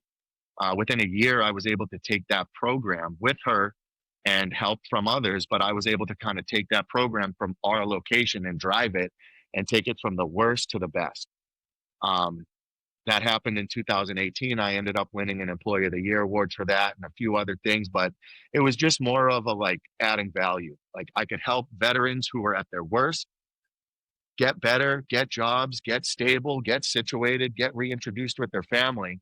Well, now you have a skill set that you can help them sell themselves and get good jobs and now really provide for their families, but also build a sense of belief and where they're at and readjust their mission set because they got out of the military. Well, they're struggling because they don't have a mission. So let me help them find out what that mission is and then build the support system around it so they get mission success because not everyone can be an operator. You need a lot of support to make the operation happen. So just kind of readjusting and reframing mindsets. And when that happened, that actually got me recruited from Wounded Warrior Project, which is a bigger nonprofit, but they have a smaller team out here. So it was a field office, but it was a great position. It opened up my platform a little bit more. And I was really torn. I was super torn because I felt like Dana at the time was doing a lot for me and really helping me. So when I brought her the recruitment, I kind of went in not like ashamed, but just like you would to someone who's really helped you. Like, hey, this has come across my desk and I'm really excited about it, but I don't really know how to feel about it. And she was like, I want you to go. And I want you to go. I think that this would be really good for you. I think it's a step for you in the right direction. And she was the only one out of all the other leadership. Everyone else was pissed because I just won an award. I just won Employee of the Year. And then like 2 weeks later, I was like, here's my 2 week notice. I'm going to another veteran organization. So that was hard because there was people who loved me and praised me for the work that I was able to do for them that when I left, they wouldn't even look me in the face. But the way I got out of the Coast Guard prepared me for that. Like at this stage of my life, I had felt that already. So when I saw that, I was able to kind of not take it personal, not take it personal because I knew the work that I'd given them at the time was the best that I could give them. And if they weren't also going to develop in my growth as a professional, then I needed to go somewhere that would, because unlike the military, the civilian world will not think about me like that. So Dana encouraged me to do it. I did it. I had the opportunity. I took it. I ended up running the team out here. I helped manage all of the islands out here. We did great and incredible work. And through COVID, Dana died suddenly. She wasn't feeling good. She went home one day because she didn't feel good, and she had a heart issue in the middle of the night, and she never woke up. And I got a phone call that she passed away. And when I got that phone call, I was working at Wounded Warrior Project. I was doing really good. I was making really good bonuses, and it crushed me. And it brought me back to the conversations that we had when I was that veteran service assistant with the homeless veterans about, you love fitness, you should do this. Because when I got to Wounded Warrior, I was helping them build fitness out here. But they told me eventually, stay in your lane. That's not your job. So that's what brought me to go home and talk to my wife, because my wife was also very close with Dana. And she also helped my wife understand some of the things that I was dealing with, and that kind of like helped my wife navigate it as well. So she was really helping the both of us out in a lot of different ways. So the loss of her affected both of us. And I think that's why when I brought me wanting to quit my job and restart a career, I think that's why my wife was like, yes, do it, because she knew how much it meant to me. And like when I say start over, I mean, I went to a UFC gym. I quit a job where I was making close to six figures and went and took a personal training position at UFC gym, hustling on a gym floor as a 30 something year old man. And the way I was able to do that, I got my hand on every book that I could. I found mentors. I was a sponge around them, and I applied everything I learned from the military, everything I learned from the veteran nonprofits, and everything I learned how to connect, because I started to realize the thing that's going to make me different as a coach is my ability to connect with others and see things in them and start to pull those things out. Not that I'm the smartest guy in the room, not that I'm the most jacked guy in the room, but you will not find someone who cares more than I do, because of the experiences that I've gone through and what I've learned by going through those experiences. So I worked at UFC gym for about, I want to say less than 6 months, because even me and my wife, we set an intention that the job was to go learn the business side of fitness, because I knew the fitness side of fitness. I've always been a fitness guy. I got in the gym when I was 13. I've loved it ever since. But I needed to learn how to apply it as a business model and make money off of it, because up until that point, it was like I would just train people because I loved it. I wanted gym partners and gym buddies and just someone to do it with.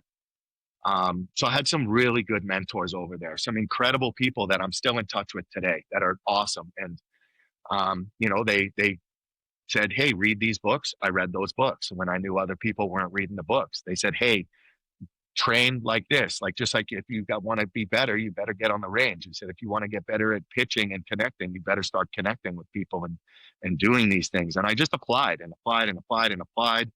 And they set a goal for me. I think the first month they want you to make like $500 in sales, which is pretty much just get your feet wet, get used to being on the floor, and get used to helping people. And then within the second month, I had made like $8,000 in sales.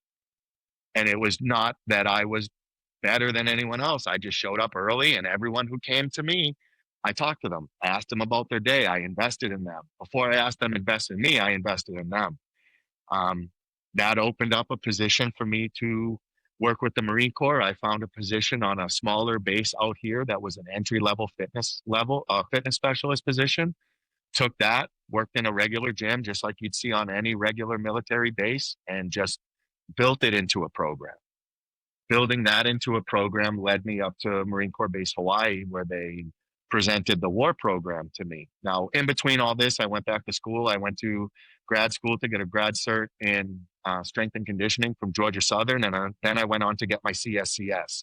So I hope whoever listens to this understands, like, practical application is very important, but you also need to have some level of an education as a professional, right? Like, I needed to get my CSCS, because understanding as a professional, I may know a bunch of stuff, but there's people out there that if they don't see those four letters, they may not listen to what I have to say. Prime example, anyone who works with me, they need to have their CSCS, because that's the standard now. So I went out, and that was one of the things that let me know I have a baseline comprehension. And then when I started looking for mentors within the CSCS realm, it let them know I was actually serious about my craft. So Marine Corps asked me to come in and build this program, and I take it and I run with it. And I've been up there now at Marine Corps Base Hawaii, I want to say for 3 years. And we took a program that was maybe servicing 200 Marines a month to 3,000 a month.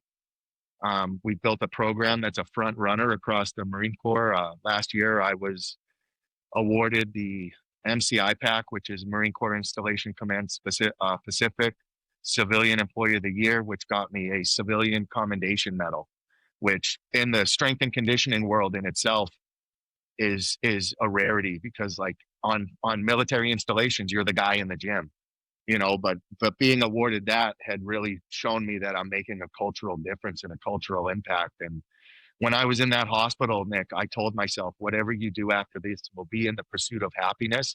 But as you're in that pursuit, you will not always be happy. And, that process has got me here. And I love going to work every day. I don't enjoy every day, but it has taken so many things to be able to, yes, I'm a strength and conditioning coach. Yes, I'm a writer. Yes, I'm a speaker, but I was all those other things. So I will not put myself in a box. My job in this life is to share my life and all of the experiences that I've had and, hope that other people can learn from it and also hope that it connects me to like-minded people who are built for more and want more out of their life and have maybe been not dealt the best hand, but just learn how to play it, and you're not always going to win, but that's okay. That's fine. You can still build a life that you want and it may not look the way you wanted it to. When I was a 15, 16-year-old kid, I always wanted to be, in the gym. But then when I got to be an operator, I thought I would retire from that. I would be coming up on retirement next year. In September of next year, I'd be coming up on retirement. But if you would have asked me now, going back then, which one would you take? I would take this right now because everything I had to go through got me here right now. And if I had gone through everything I had done and then tried to retire, I don't know if I'd be in the same position because I don't think that was really my calling. I think ultimately I needed to go into the psych hospital because it broke me to a rock bottom and made me rebuild, but rebuild on a foundation that, was really true to who I was and who I am as a man and who I am as a person. Not, my name and my title is tied to this job or this thing. I want my name to be associated with service, effort, attitude, transparency, authenticity, and that's what I want, more so than, oh, he used to do this thing or he does this thing, because at the end of the day, they're just things, and titles are cool, but I would rather someone have a conversation with me and leave like, damn, and like with stuff to think about, whether that's stuff that was brought up or stuff within their own life, because it's never over until we're done, man. Whether you decide to be in the ground or ash, it's not over until that. And I just refuse to give up. And the world has given me a million choices to climb into a bottle, and I used them for years. But at the end of the day, like you said, man, I got to go to bed and lay down with my own thoughts. I got to look at myself in the mirror every day. And I want to be happy with what I see and what I'm able to produce. And that matters to me more than what other people think about. And that's very liberating, but it's also, it keeps you honest. Perfect segue into the question after a lot of information there. It sounds to me like you've been over that timeline 10,000 times in your head. When did it stop torturing you? I feel like it's a constant. It's never gonna not. It's just, do I let it get in?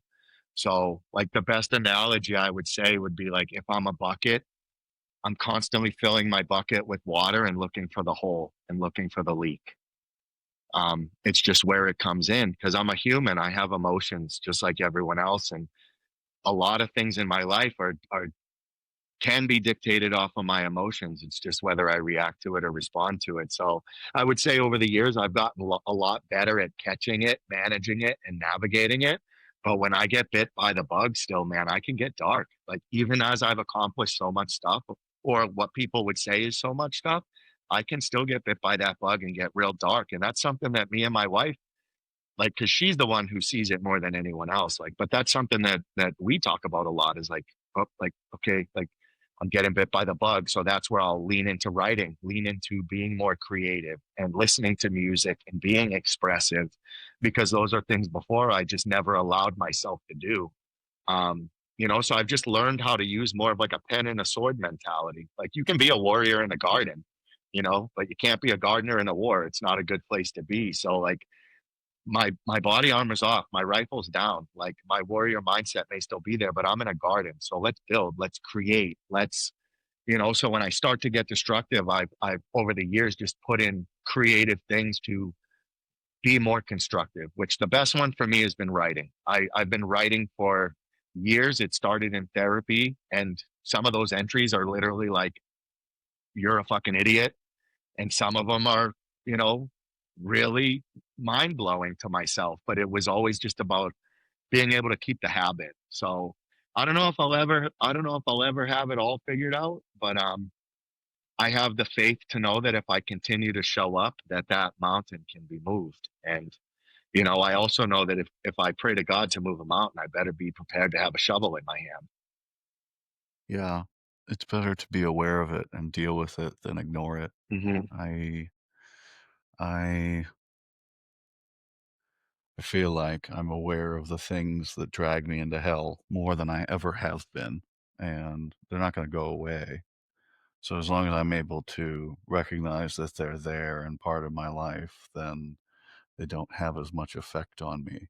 And it sounds like with you, you've been over your story so many times. That what can I get out of this sad the sad parts of my story that are positives? How can I? Because you would lay out a portion of your story, and then you would analyze, and you would just pull like the questions I had in my head, you're answering them. And so I'm just having to I'm keep going down your story, making up or Hmm. getting new questions for if there's a break, and you kept answering. So it seems like you've rolled this over many, many, many times in your head and told it to enough people to where it doesn't it's not this monster under the bed anymore. It's just part of my Yeah. life, and it's part of who you are.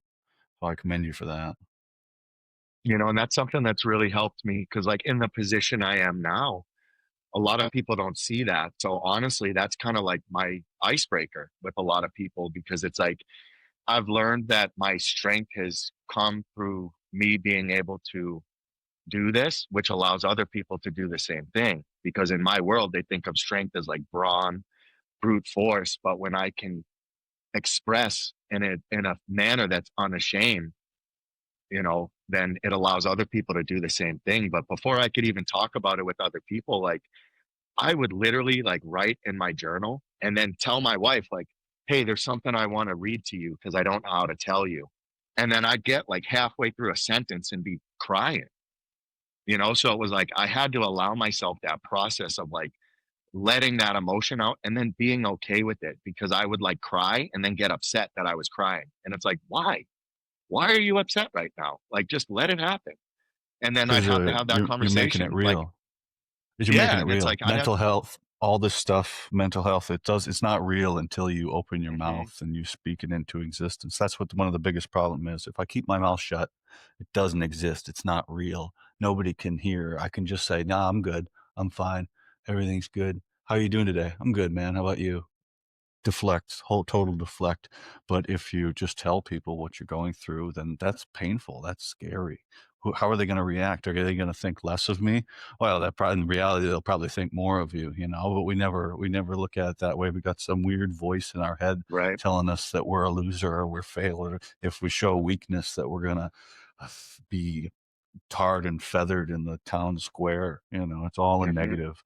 All these things we tell ourselves, and everything we use to cope makes it worse. It makes it better, and then it makes it worse. It's a pointed. It goes. You feel good for a little bit, and then it's slow. You're borrowing from the future to pay for the now, and it's never any good. And then you get to baseline, you realize, oh man, I have nothing to cope with it. I can't drink anymore. Hmm. I can't do this. I got the gym. I can get the gym, but that only lasts for a couple hours a day, Yeah. that morning session. Then you're doing two a days. So like you can only do so much there until Yeah. you start really depleting yourself. And yeah, there's only so many places to run when you run out of things to quiet the Yeah. storm that's going on in your mind.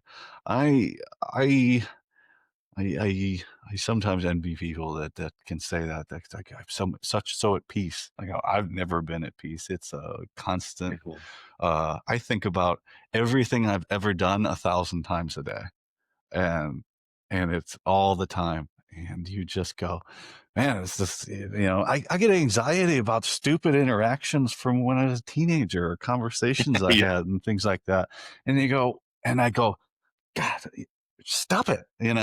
You got to Hmm. think of that. So, but that's really what happens. That's really what goes on in our heads. And people can tell that too, if you go that being authentic. And if somebody tells you something, you go, oh, I can't believe they said that. That obviously has to be true because nobody would make that shit up because that Hmm. probably was really tough to say. Um, and I made a piece of content the other night, the reel uh, some of this stuff that I write is almost painful to put it down. It feels like you're having the life sucked out of you uh, into a physical manner. It takes the life out of you, and but it helps. It helps people, and it'll convince somebody else to say, "I'm not alone. Other people are going through this." Because, okay, we say this all the time. Everybody knows that they're not alone. We all know it, whether we want to admit it or not. They all know that, but we convince ourselves we're a burden or there's otherwise. But everybody knows it. We've been told thousands of times, you're not alone in your struggles. But then we get by ourselves, and when nobody else is around, we go, nobody's here. It's just me. And then it's the voice in your head, and you start talking yourself down, and you say, I'm fine. I don't need to talk to anybody. And that's probably when you really need to do it. You really need to reach out for people. And to hear somebody say these things makes it all normal, right? Hmm. We uh, normalize the reaching out for help, or at a bare minimum, not just saying, I'm good, you Hmm. know, I'm fine. Bullshit. Nobody's fine. Nobody's fine Yeah. all the time. There's something going on. There's something wrong that you don't tell people, and it drags you into hell when nobody's around. And if we can be more honest about us being just fucked up all the time, like Hmm. you said, nobody's got a picture perfect life. And back to the bartending gig, same person, same. The next sentence after the bartending, 90% is says everybody's problems are just as important to them as yours are to you. And that's, again, one of the best pieces of advice I ever got. Taylor Swift, her problems are just as important to her as me mowing the lawn is to me. I hate mowing the lawn. It's one of my least favorite things to do. It's so unsatisfying because it grows right back. I'm like, what the fuck? I hate this. It kills me.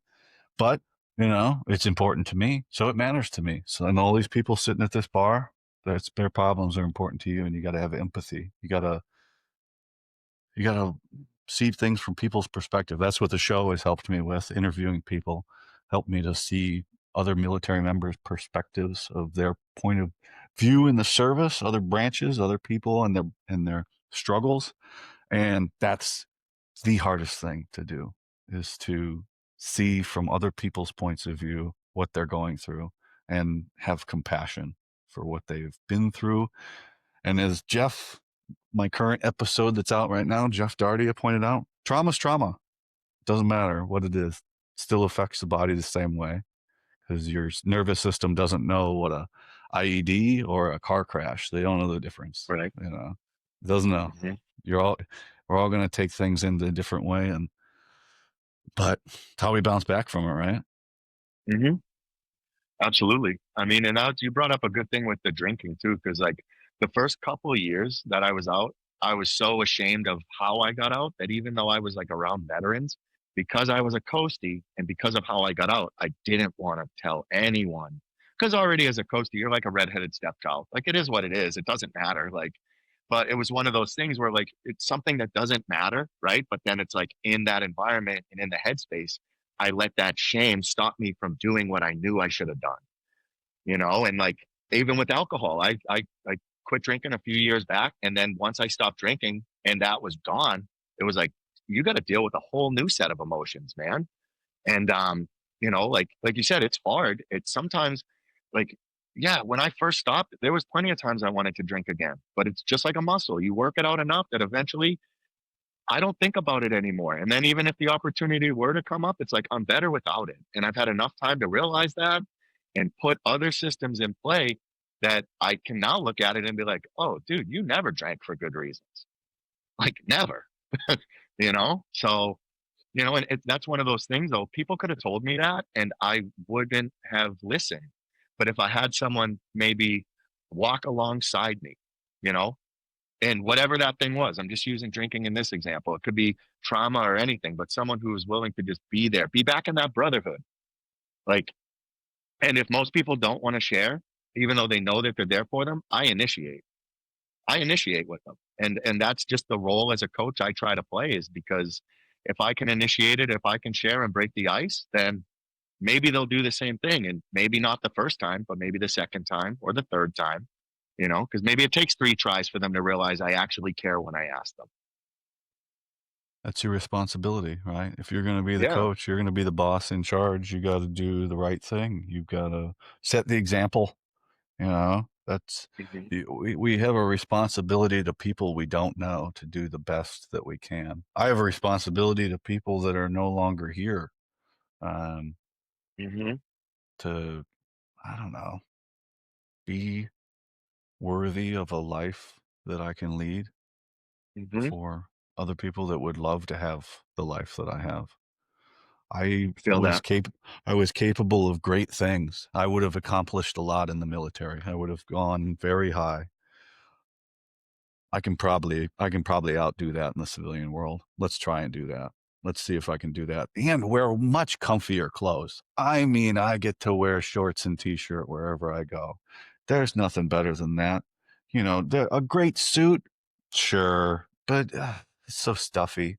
I get to go to the Hmm. gym. I get to wear my lifting shoes and my shorts, and I just wish people would stock bigger t-shirts. Um, but that's how I know. I didn't want to admit. I didn't know. I was like, I'm not getting bigger. You're always in your head because you You're look right. at yourself in the mirror and you don't see. And then my wife goes, "Do any of these shirts fit you?" And I go, "No, actually." Okay. All right. I think it's time. I think it's time to go buy some shirts.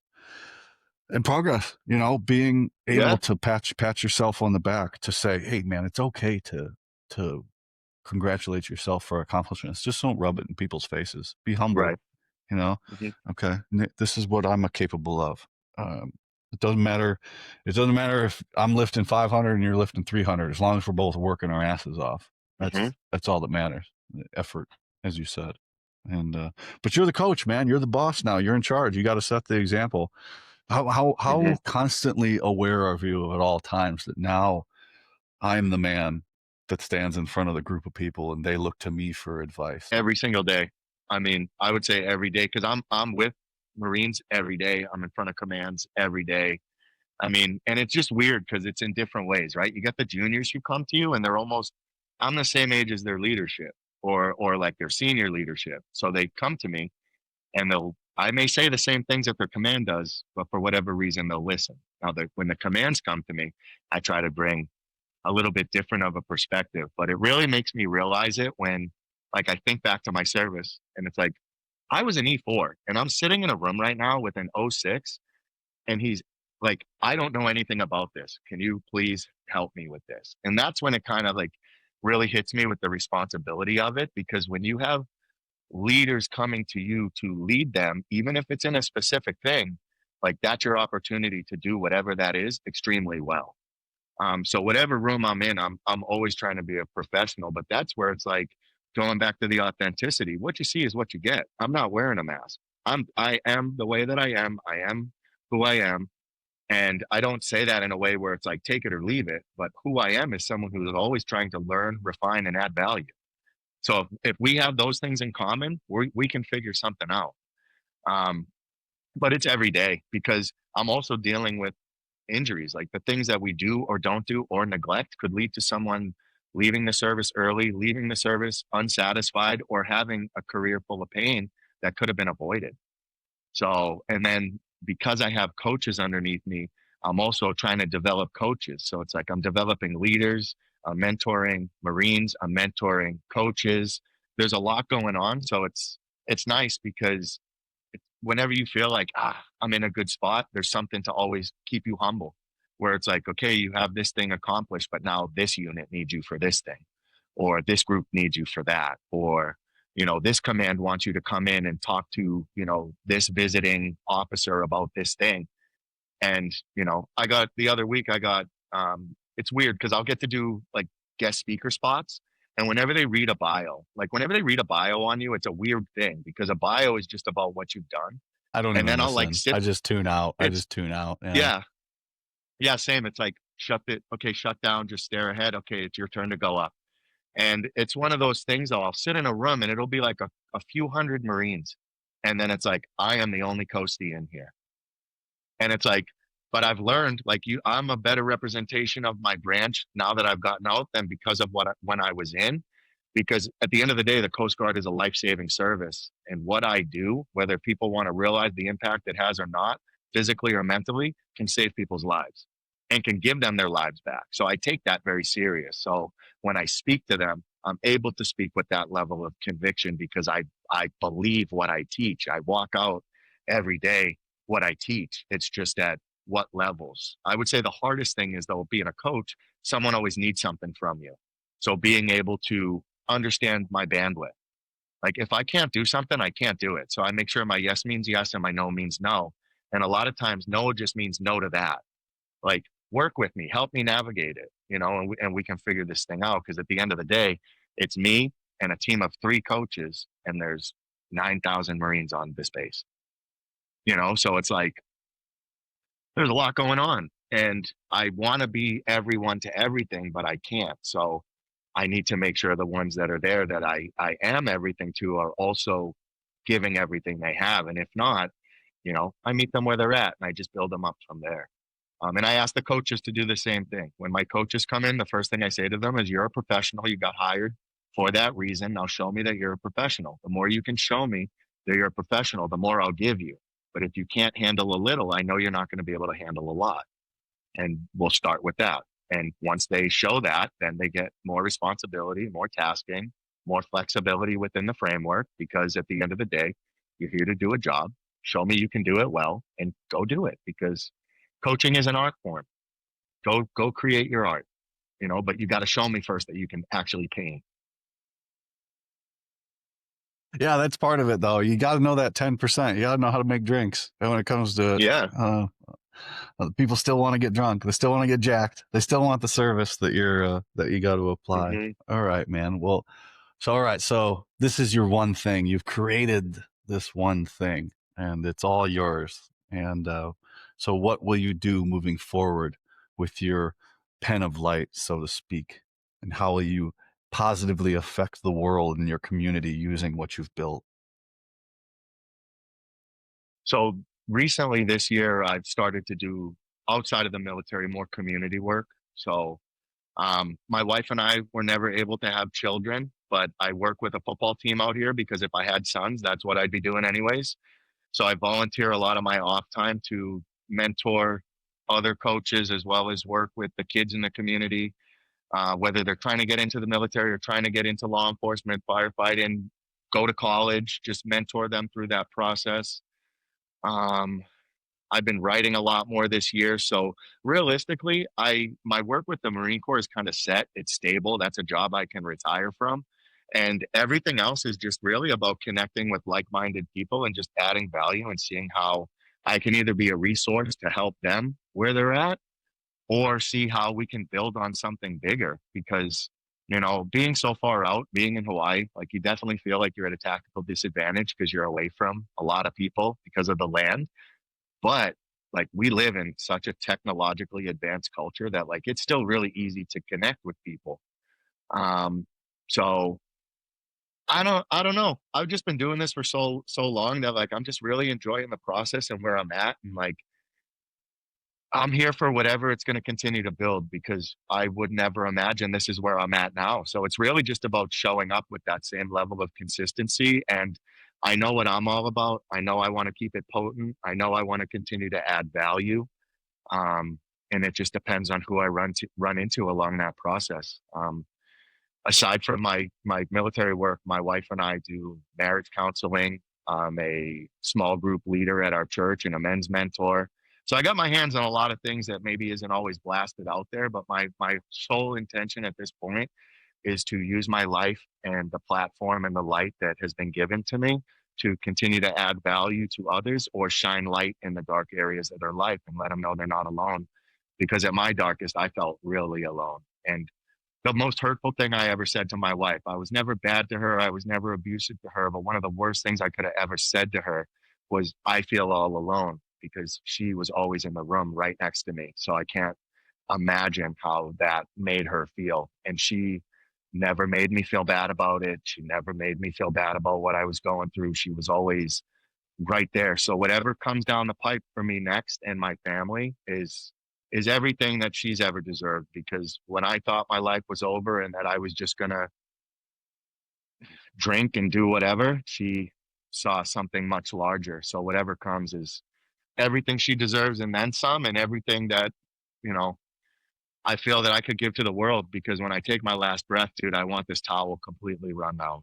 I don't want anything else in it. I want to say that I gave everything I had, and I want God to tell me I did a good job.